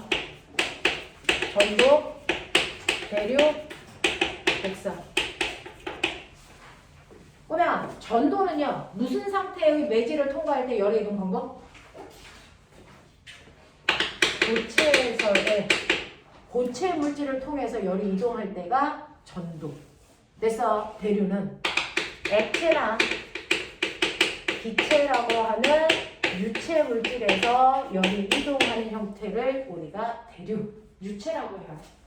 액체도 흐르고 기체도 흐르잖아요. 흐르는 물체들은 흐를 유자 써서 유체라고 해요. 됐죠? 복사는요. 어떤 물질도 도움을 받지 않고 열이 직접 이동하는 형태가 복사입니다. 예를 들어서 이렇게 알코올 램프를 키워놓고요. 여기에다가 하나는 철사 같은 간격으로 양초를 떨어뜨려 거기에다가 이쑤시개 세웠어. 기억나냐? 이거 철. 하나는 유리박대 똑같은 간격으로 춘농에다가 이쑤시개 세웠어. 이거 유리. 자, 그래서 내가 여기를 잡고 있어. 열이 여기까지 올까 안 올까? 와요. 어떻게 와요? 이 고체 안에 있는 작은 입자들이에요. 됐어. 입자 중에서 여기에 있는 입자가 열받아요. 그러면 열을 받으면 운동 속도가 뭐해지니? 활발해지지. 활발해지면 옆에 있는 입자를 뭐하니? 찾고 와서 툭툭툭툭 쳐. 그러면서 열을 건네주는 거야. 맞아요. 이런 식으로 해서 얘가 뜨거워지면 그 다음에 옆에 있는 애를 치워. 막 쳐. 그래서 열이 또 건너가는 거야. 됐어? 이런 식으로 열이 전달해서 가는 거라서 뭐라 그런다? 전도. 알겠습니까? 이렇게 되는 거야. 근데 한 놈은 철이야. 한 놈은 유리야. 똑같은 간격으로 이쑤시개에 이렇게 세워놨어. 그랬을 때 열받으면 촌놈이 녹아서 이쑤시개가 떨어질 거 아니야. 떨어지는 속도가 똑같다 다르다. 똑같다 다르다. 달라요. 열을 전달하는 속도가 더 빠르게 누구? 금속.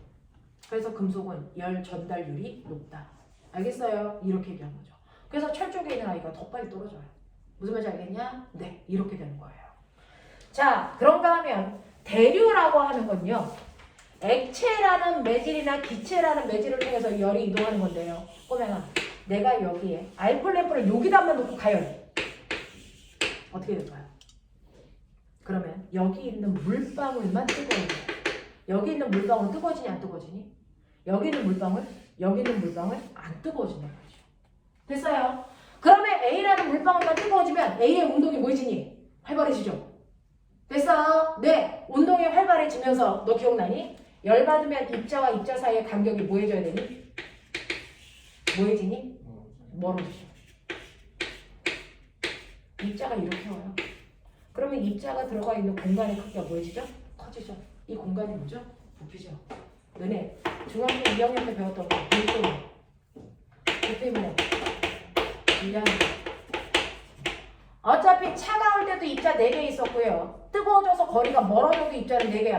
그럼 질량은 변해 안 변해? 안 변해요. 그래서 질량은 그대로 차가우나 뜨거우나 그대로예요. 근데 부피는 커지죠. 그럼 밀도 뭐해지니? 작아지죠. 그래서 뜨거워진 아이가 가벼워지는 거예요. 알겠어요? 그래서 열받으면 여기 있는 입자 사이의 거리가 멀어지면서 뜨거워지는 거죠. 그러면 여기 있는 물이 가벼워집니다. 그럼 어떻게 돼요? 가벼운 건 뜨겠죠. 그래서 열받은 뜨거운 물은 직접 뜹니다. 얘가 올라가요. 그럼 차가운 물은 상대적으로 밀도가 커지죠. 뭡니까? 차가운 물들은 무거워서 내려옵니다.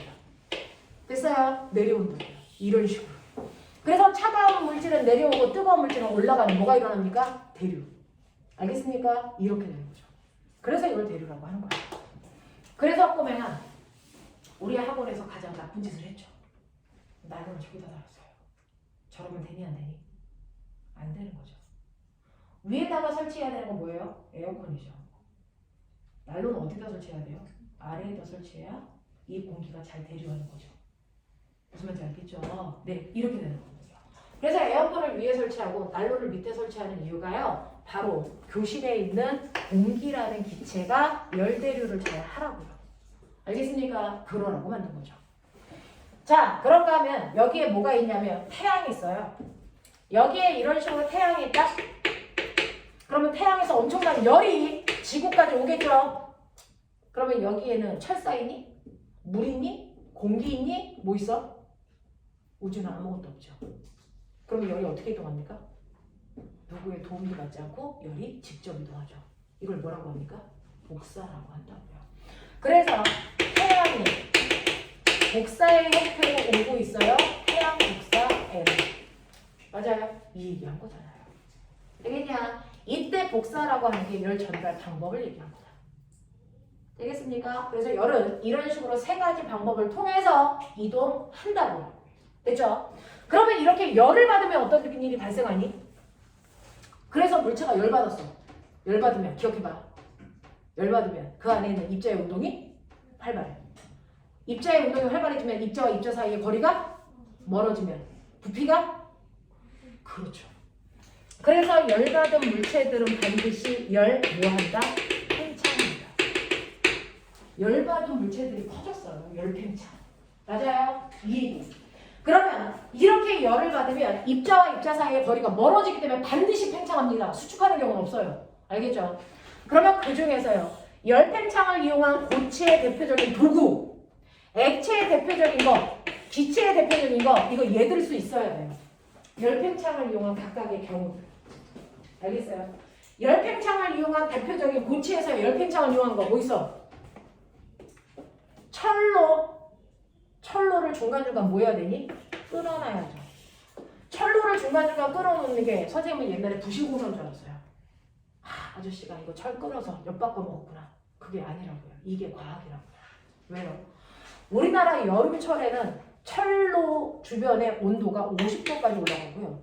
겨울철은 거의 영하 50도까지 떨어져요. 됐어? 그럼 온도 차이가 100도 가까이 난단 말이죠. 그러면 겨울철에 설치했을 때 이렇게 설치했어. 근데 여름철이 되면 온도가 100도 가까이 올라가는 거잖아. 그러면 이 안에 있는 입자들의 운동이 뭐해지니? 뜨거우면 활발해지죠. 그러면 입자와 입자 사이의 거리가 뭐해집니까? 멀어져야죠. 그러니까 여름철은 철로가 이렇게 길어진단 말이죠.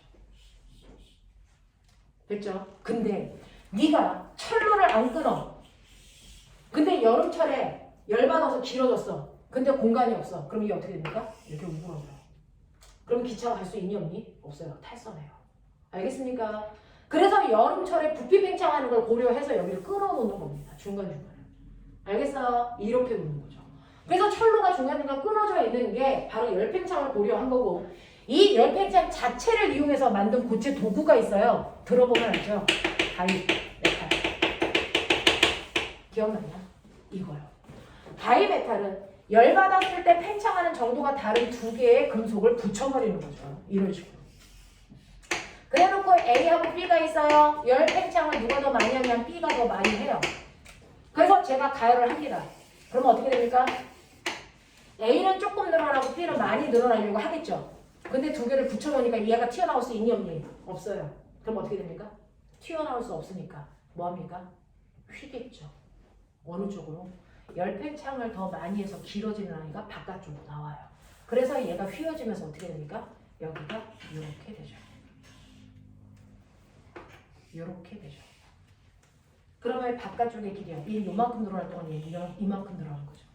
그래서 열팽창을 더 많이 하는 애가 바깥쪽으로 나온다고요. 이렇게 되는 이유를 이 원리를 이용해서요.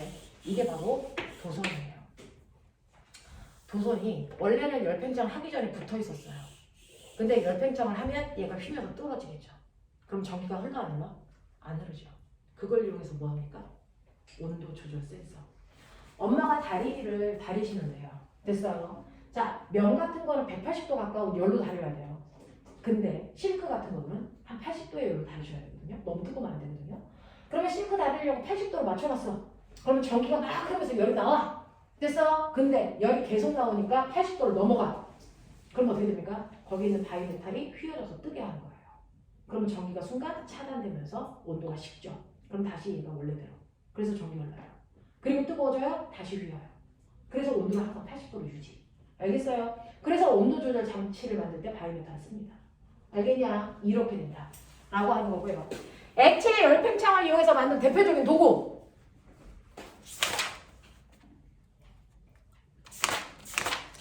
야, 너네 온도 재는 도구가 뭐니? 온도계를 최초로 만든 사람이 누굴 것 같냐?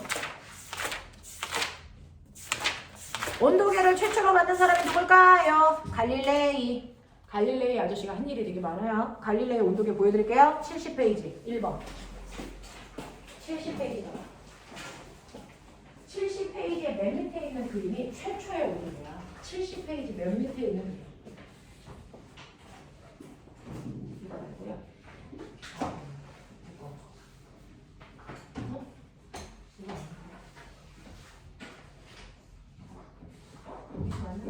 여기 70페이지. 70페이지가 없다고? 복사한 사람들 거기 70페이지가 없나 봐요? 자, 70페이지에 있는 그림 보시면요. 70페이지에 있는 그림이 갈릴레이가 만든 최초의 온도계예요. 봐봐. 보여요? 이거요. 그죠? 갈릴레이가 만든 최초의 온도계. 보여요? 네. 이게 뭐냐면요. 갈릴레이 아저씨가요. 이렇게 물통 속에요.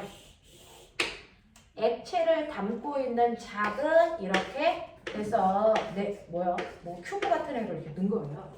근데 여기에 있는 액체들의 종류가 다 달라요. 하나는 에탄올, 하나는 뭐 알코올 뭐 이런 식으로 넣겠지. 됐어요. 네, 저 액체들의 밀도가 다 다르다는 거예요.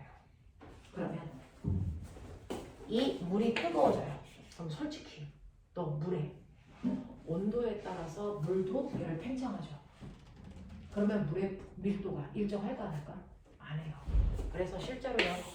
물은요. 0도부터 100도까지가 물인데 됐어. 0도부터 100도까지 물의 밀도를 계산해 보면 사실은 밀도는 부피분의 질량인데 질량은 변하지 않고 일정해요. 부피만 물도 열팽창을 하는 겁니다. 근데 기억나세요? 물은요. 4도를 기점으로 열팽창 정도가 달랐던 거 아세요? 0도부터 4도까지는 뜨거워질 때 부피가 뭐했니? 줄어요. 아세요? 됐어? 그랬다가 4도에서부터 100도까지가 열팽창을 하면서 부피가 늘어나요. 이게 물의 부피예요. 근데 부피하고 밀도는 반비례잖아요. 그러니까 밀도는 거꾸로 이렇게 그려진단 말이야. 이게 밀도 그래프잖아요. 그러니까 물의 밀도가 우리가 1이라고 외웠죠. 그건 거짓말이에요. 물의 밀도가 항상 1이 아니라고요. 어느 순간만 1이라고요. 어느 순간. 어느 순간. 4도인 순간 밀도가 제일 클 때. 요때 밀도가 1이에요. 4도일 때 물의 밀도가 1입니다. 온도에 따라 물의 밀도도 다 달라져요. 됐어. 그러니 내가 여기에 있는 물을 온도를 높여. 그러면 물의 밀도는 온도가 높아지면 줄어들어요. 납득이 됩니까? 이 얘기예요. 4도에서부터 온도를 가하면 물의 밀도가 줄어든다고요. 그럼 밀도가 줄어들면 됐어? 아까 밀도는 1이어서 얘네가 다 떴어. 근데 밀도가 줄어서 0.8이 됐어. 근데 얘 밀도는 0.9야. 얘 밀도는 0.7이야. 얘 밀도는 0.4야. 어떻게 될 거야? 온도가 높아지면 얘 가라앉겠죠. 얘네들은 떠있겠죠. 무슨 말인지 알겠어요? 네. 그랬다가 물의 온도를 더 높여요. 그래서 얘를 얼마로 만들까요? 0.6. 더 뜨거워져서 0.6으로 만들면 0.6보다 무거운 애를 가라앉잖아요. 얘도 가라앉아요. 얘만 떠요. 됐어? 그랬을 때 가라앉는 아이가 몇 도에서 가라앉는지를 여기다 다 숫자를 쓴 거야. 그래서 얘가 가라앉는 순간 물의 온도가 몇 도네. 이걸 알겠고. 알겠습니까? 이게 갈릴레이식 온도계예요. 최초 온도계예요. 알겠어? 이렇게 된 거예요. 자, 이 액체 온도계를 최초로 만든 사람이 갈릴레이고요. 이 액체 온도계가 우리나라 액체 온도계 안에 뭐 들어있어요? 수온 온도계. 이게 액체 열팽창을 이용하는 거예요. 됐어? 우리 온도계 끝에 수온이라는 액체가 들어있잖아요. 근데 뜨거워지면 수온이라는 액체도 열팽창 하잖아요. 그래서 얘가 이렇게 올라와요. 그래서 온도를 재는 거라고요. 됐어? 네. 근데 나 궁금한 게 있어. 온도계 쓸 때 온도계 안에 들어가는 액체들은 아무거나 다 되니까 조건이 있을까? 우리나라는 수온 온도계 쓰는데요. 러시아에서는 수온 온도계 못 써요. 왜? 러시아에 가져가면 얼어버려요. 저게 언다고? 그럼 온도계 역할을 할 수 있니 없니? 없어요. 그래서 러시아에서는 알코올 온도계 써요. 알겠어요? 그러니까 그 나라의 온도 범위 안에서 얼지 않아야 됩니다. 맞죠? 그런 액체를 선택해야 되고 두 번째 조건. 액체 온도계를 만들 때 그 안에 넣을 수 있는 액체 조건은 온도에 따라 열팽창하는 정도가 어떻게 될까? 일정해야죠. 차가울 때 팡 증가하고 뜨거워지면 조금 증가하는 이런 액체들도 있거든요. 이런 거 쓰면 돼야 돼? 안 돼요. 그래서 온도에 따라 열팽창률이 일정해야 됩니다. 그런 액체 써야 되고 온도에 따라 열팽창이 잘 되는 애를 쓰는 게 좋을까? 안 되는 애를 쓰는 게 좋을까? 잘 돼야 요구 변화가 크게 나타나죠. 그래서 온도에 따른 열팽창률이 큰 액체 그러면서 온도 범위 안에서 일정하게 열팽창하는 아이를 쓰는 게 좋습니다. 그리고 아무리 액체가 열팽창을 잘하더라도 기체에 비해서는 열팽창 정도가 작잖아요. 그러니까 이 구부를 될 수 있으면 최대한 얇게 만드셔야 열팽창 정도가 눈에 잘 보이는 거예요. 무슨 말인지 알겠죠?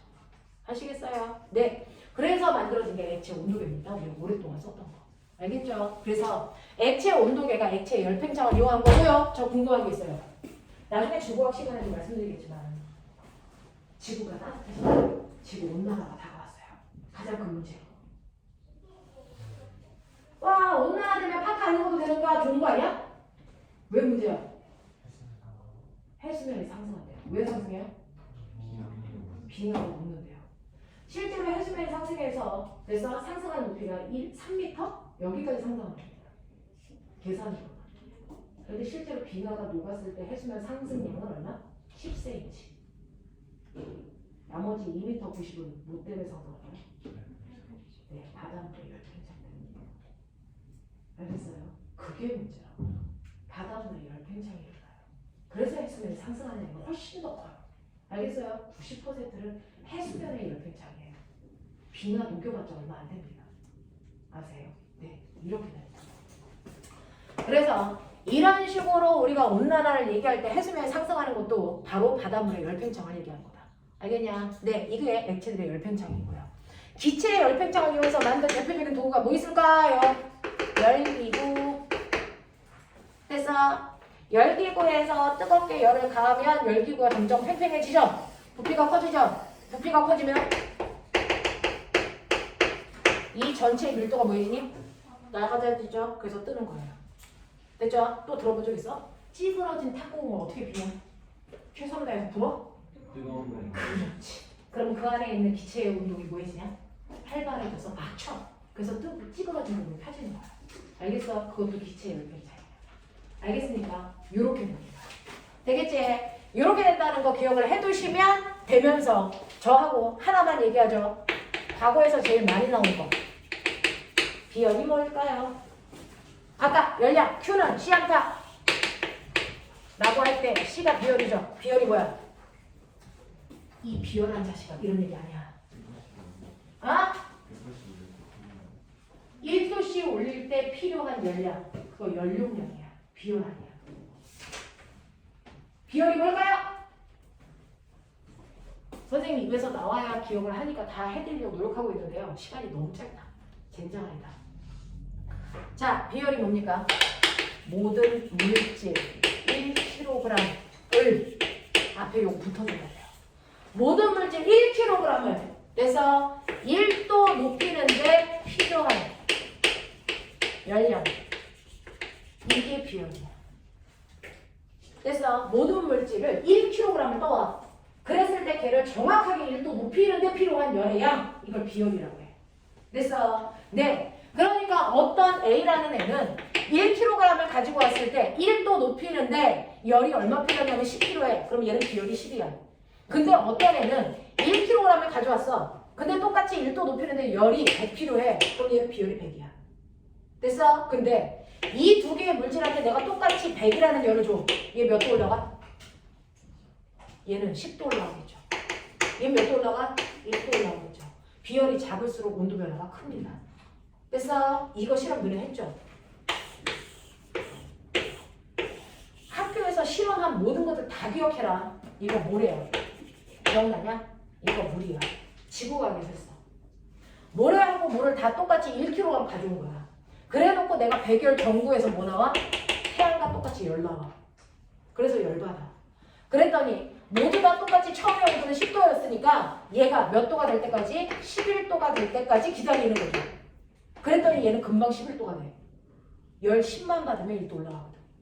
근데 얘는 한참 있다 11도가 돼. 열 100 받아야 1도 올라가거든. 그 얘기야.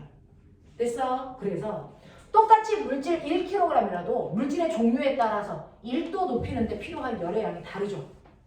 알겠어요? 그걸 우리가 뭐라 그러나? 비열이라고 한다. 비열이 클수록 온도는 잘 변하지 않는다. 그럼 지구상에서 비열이 큰 물질에 속하는 게 누구다? 물이다. 그 물이 네 몸에 몇 퍼센트 들어있니? 네 몸에 물 몇 퍼센트 들어있어? 70. 왜 우리 몸에 이렇게 물이 많을까? 그렇죠. 온도를 일정하게 유지하기 위해서. 알겠어? 하나님은 우리 몸에 물 넣어주신 거예요. 비열이 큰. 그래야 온도가 잘 안 바뀌잖아요. 알겠어? 이런 식으로 해서 여러분들 물질마다 온도를 그래서 네. 자, 온도를 높이기 위해서 필요한 열의 양이 달라요. 그걸 비열이라고 합니다. 그럼 똑같은 열을 줍니다. 여기가 어디입니까? 바로 얘가 해안가죠. 해안가죠. 해안가에서 해가 비칩니다. 모래 쪽으로 열이 많이 갑니까? 물 쪽으로 열이 많이 갑니까? 열이 모래로 많이 가냐 물로 많이 가냐? 똑같이 가지. 햇빛이 어디가 모래 있고 어디가 물인지 어떻게 알아? 똑같이 가. 근데 온도가 누가 빨리 올라가니? 모래 쪽이 빨리 올라가니까 여름철에 모래사장을 맨발로 걸을 수가 없잖아. 그래서 얘는 왜 온도가 빨리 올라가니? 열을 많이 준 것도 아닌데 비열이 작아서요. 그래서 모래의 온도는 왜 천천히 올라가니? 비열이 커서요. 알겠어? 네. 그래서 낮 동안에는 모래 쪽의 온도가 50도까지 올라가면 물의 온도는 겨우 25도야. 그러면 열평형을 해야 되니까 이 모래 쪽의 공기의 온도도 50도. 알겠어? 물 쪽의 공기의 온도는 25도. 근데 아까 얘기했죠. 찬 게 무거워요? 뜨거운 게 무거워요? 찬 게 무겁죠. 뜨거우면 열팽창에서 가벼워진다 했잖아요. 그러니까 찬 공기가 무거우니까 찬 공기는 내려오는 하강기류를 만들고 뜨거운 공기로 올라가는 상승기류를 만드니 아래쪽에 공기량이 달라. 그래서 수평적 공기 이동이 생긴다. 이걸 우리 뭐라 그런다? 바람이라고 합니다. 그래서 바람은 무조건 어디에서 어디로 분다? 찬 데에서 뜨거운 데로 분다. 그래서 바람 맞으면 시원하다. 알겠습니까? 네. 자, 그랬을 때 얘는 무슨 풍? 바람은 불어오는 쪽이 풍향이냐 불어가는 쪽이 풍향이냐? 바람이 동쪽에서 시작해서 서쪽으로 불어요. 동풍이야 서풍이야? 박탱이들 그냥 바람이 시작된 쪽을 보는 거지. 동풍. 에어컨에서 바람 불면 에어컨 바람이지. 에어컨으로 가는 게 에어컨 바람이야? 아니잖아. 그 얘기잖아. 바람은 시작된 쪽을 읽어요. 그럼 바닥에서 시작했네? 무슨 풍? 그렇지. 그래서 낮에 부는 바람이 해풍. 그래서 자 밤이 되면 기온 변화가 거꾸로 일어나죠. 그래서 밤에 부는 바람은 육풍. 됐어. 그래서 낮과 밤에 바람이 부는 방향이 바뀌는데요. 됐죠? 이걸 합해서 우리가 뭐라고 하고요? 해류풍이라고 하고요. 해류풍이 생기는 이유가 뭐다? 바로 모래와 물의 무슨 차다? 비의 차다. 아시겠어요? 네, 이겁니다. 됐죠? 그래서 비열이라는 건 물질 1kg을 1도 높이는 데 필요한 열량을 비열이라고 한다. 기억해 두시고요. 그럼 선생님, Q는 CMT에서 C는 비열이었어요. CM을 곱하면? CM을 곱하면 뭐라고 할게요?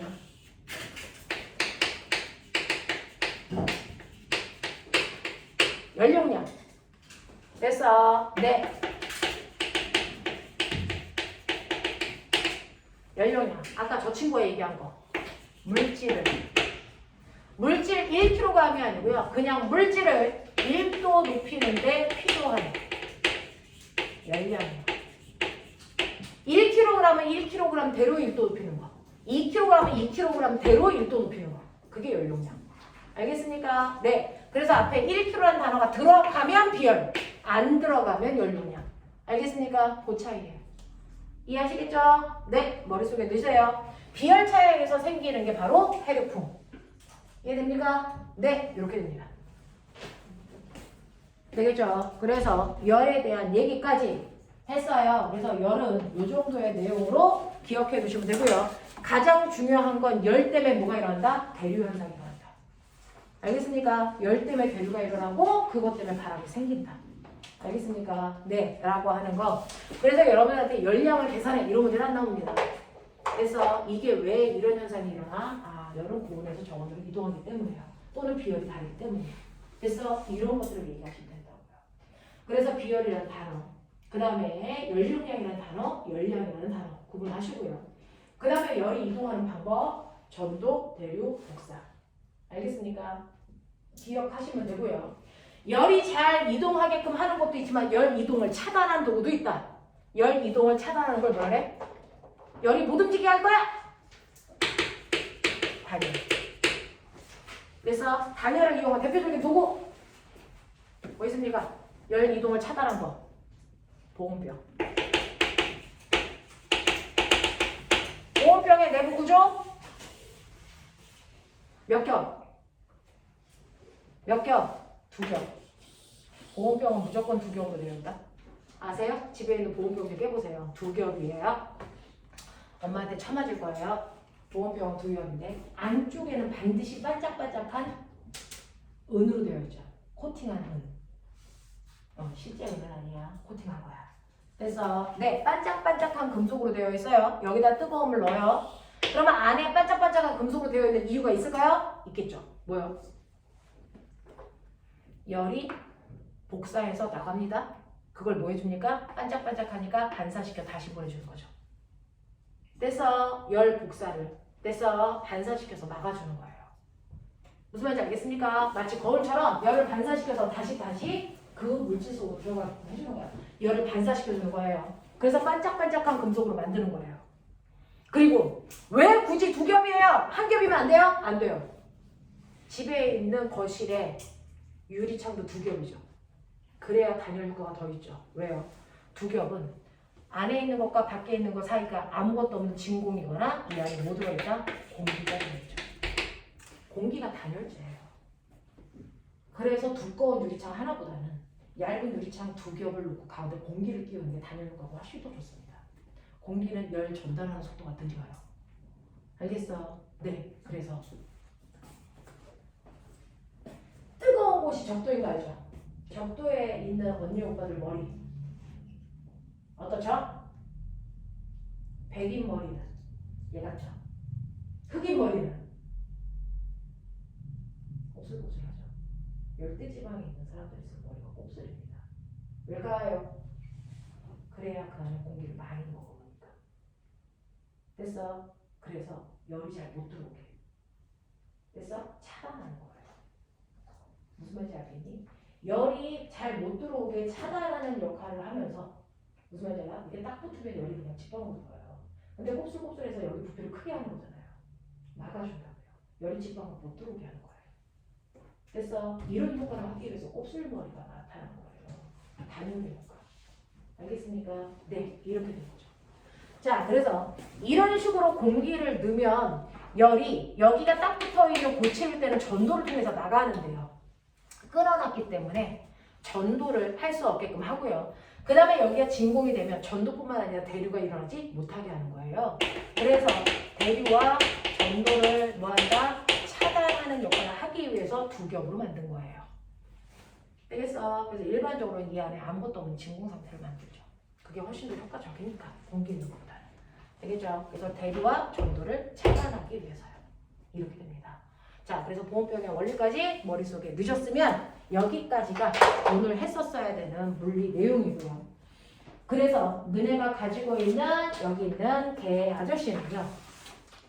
나는 열이 많다라는 표현은 주관적인 표현이기 때문에 객관적이지 않다. 됐어? 그래서 과학적 표현이 아니라 이거는 온도로 측정해서 나타내야만 열이 많은지 적은지를 알 수 있다. 그래서 온도 체계 중에서 활시 온도와 섭씨 온도에 됐어? 온도를 각각 어떻게 변화시키는지를 보고 그거와 같은 점을 찾아내는 문제들. 되겠어요? 이건 다음 주에 선생님이 뒤에 있는 내용을 풀어드릴게요. 되겠어? 네. 그리고 여기에 있는 이 문제는 각각의 공기의 속력의 합은 0이 될 수 없지만 속도이기 때문에 합이 0이 될 수 있다. 무슨 말인지 알겠죠? 네. 그런 개념들을 가지고 문제를 푸셔야 된다. 알겠냐? 이렇게 됩니다. 자, 선생님이 10분만 끊어드리고 지구과학 하면 되겠죠? 알겠어요? 10분만 끊어드릴게요. 오케이.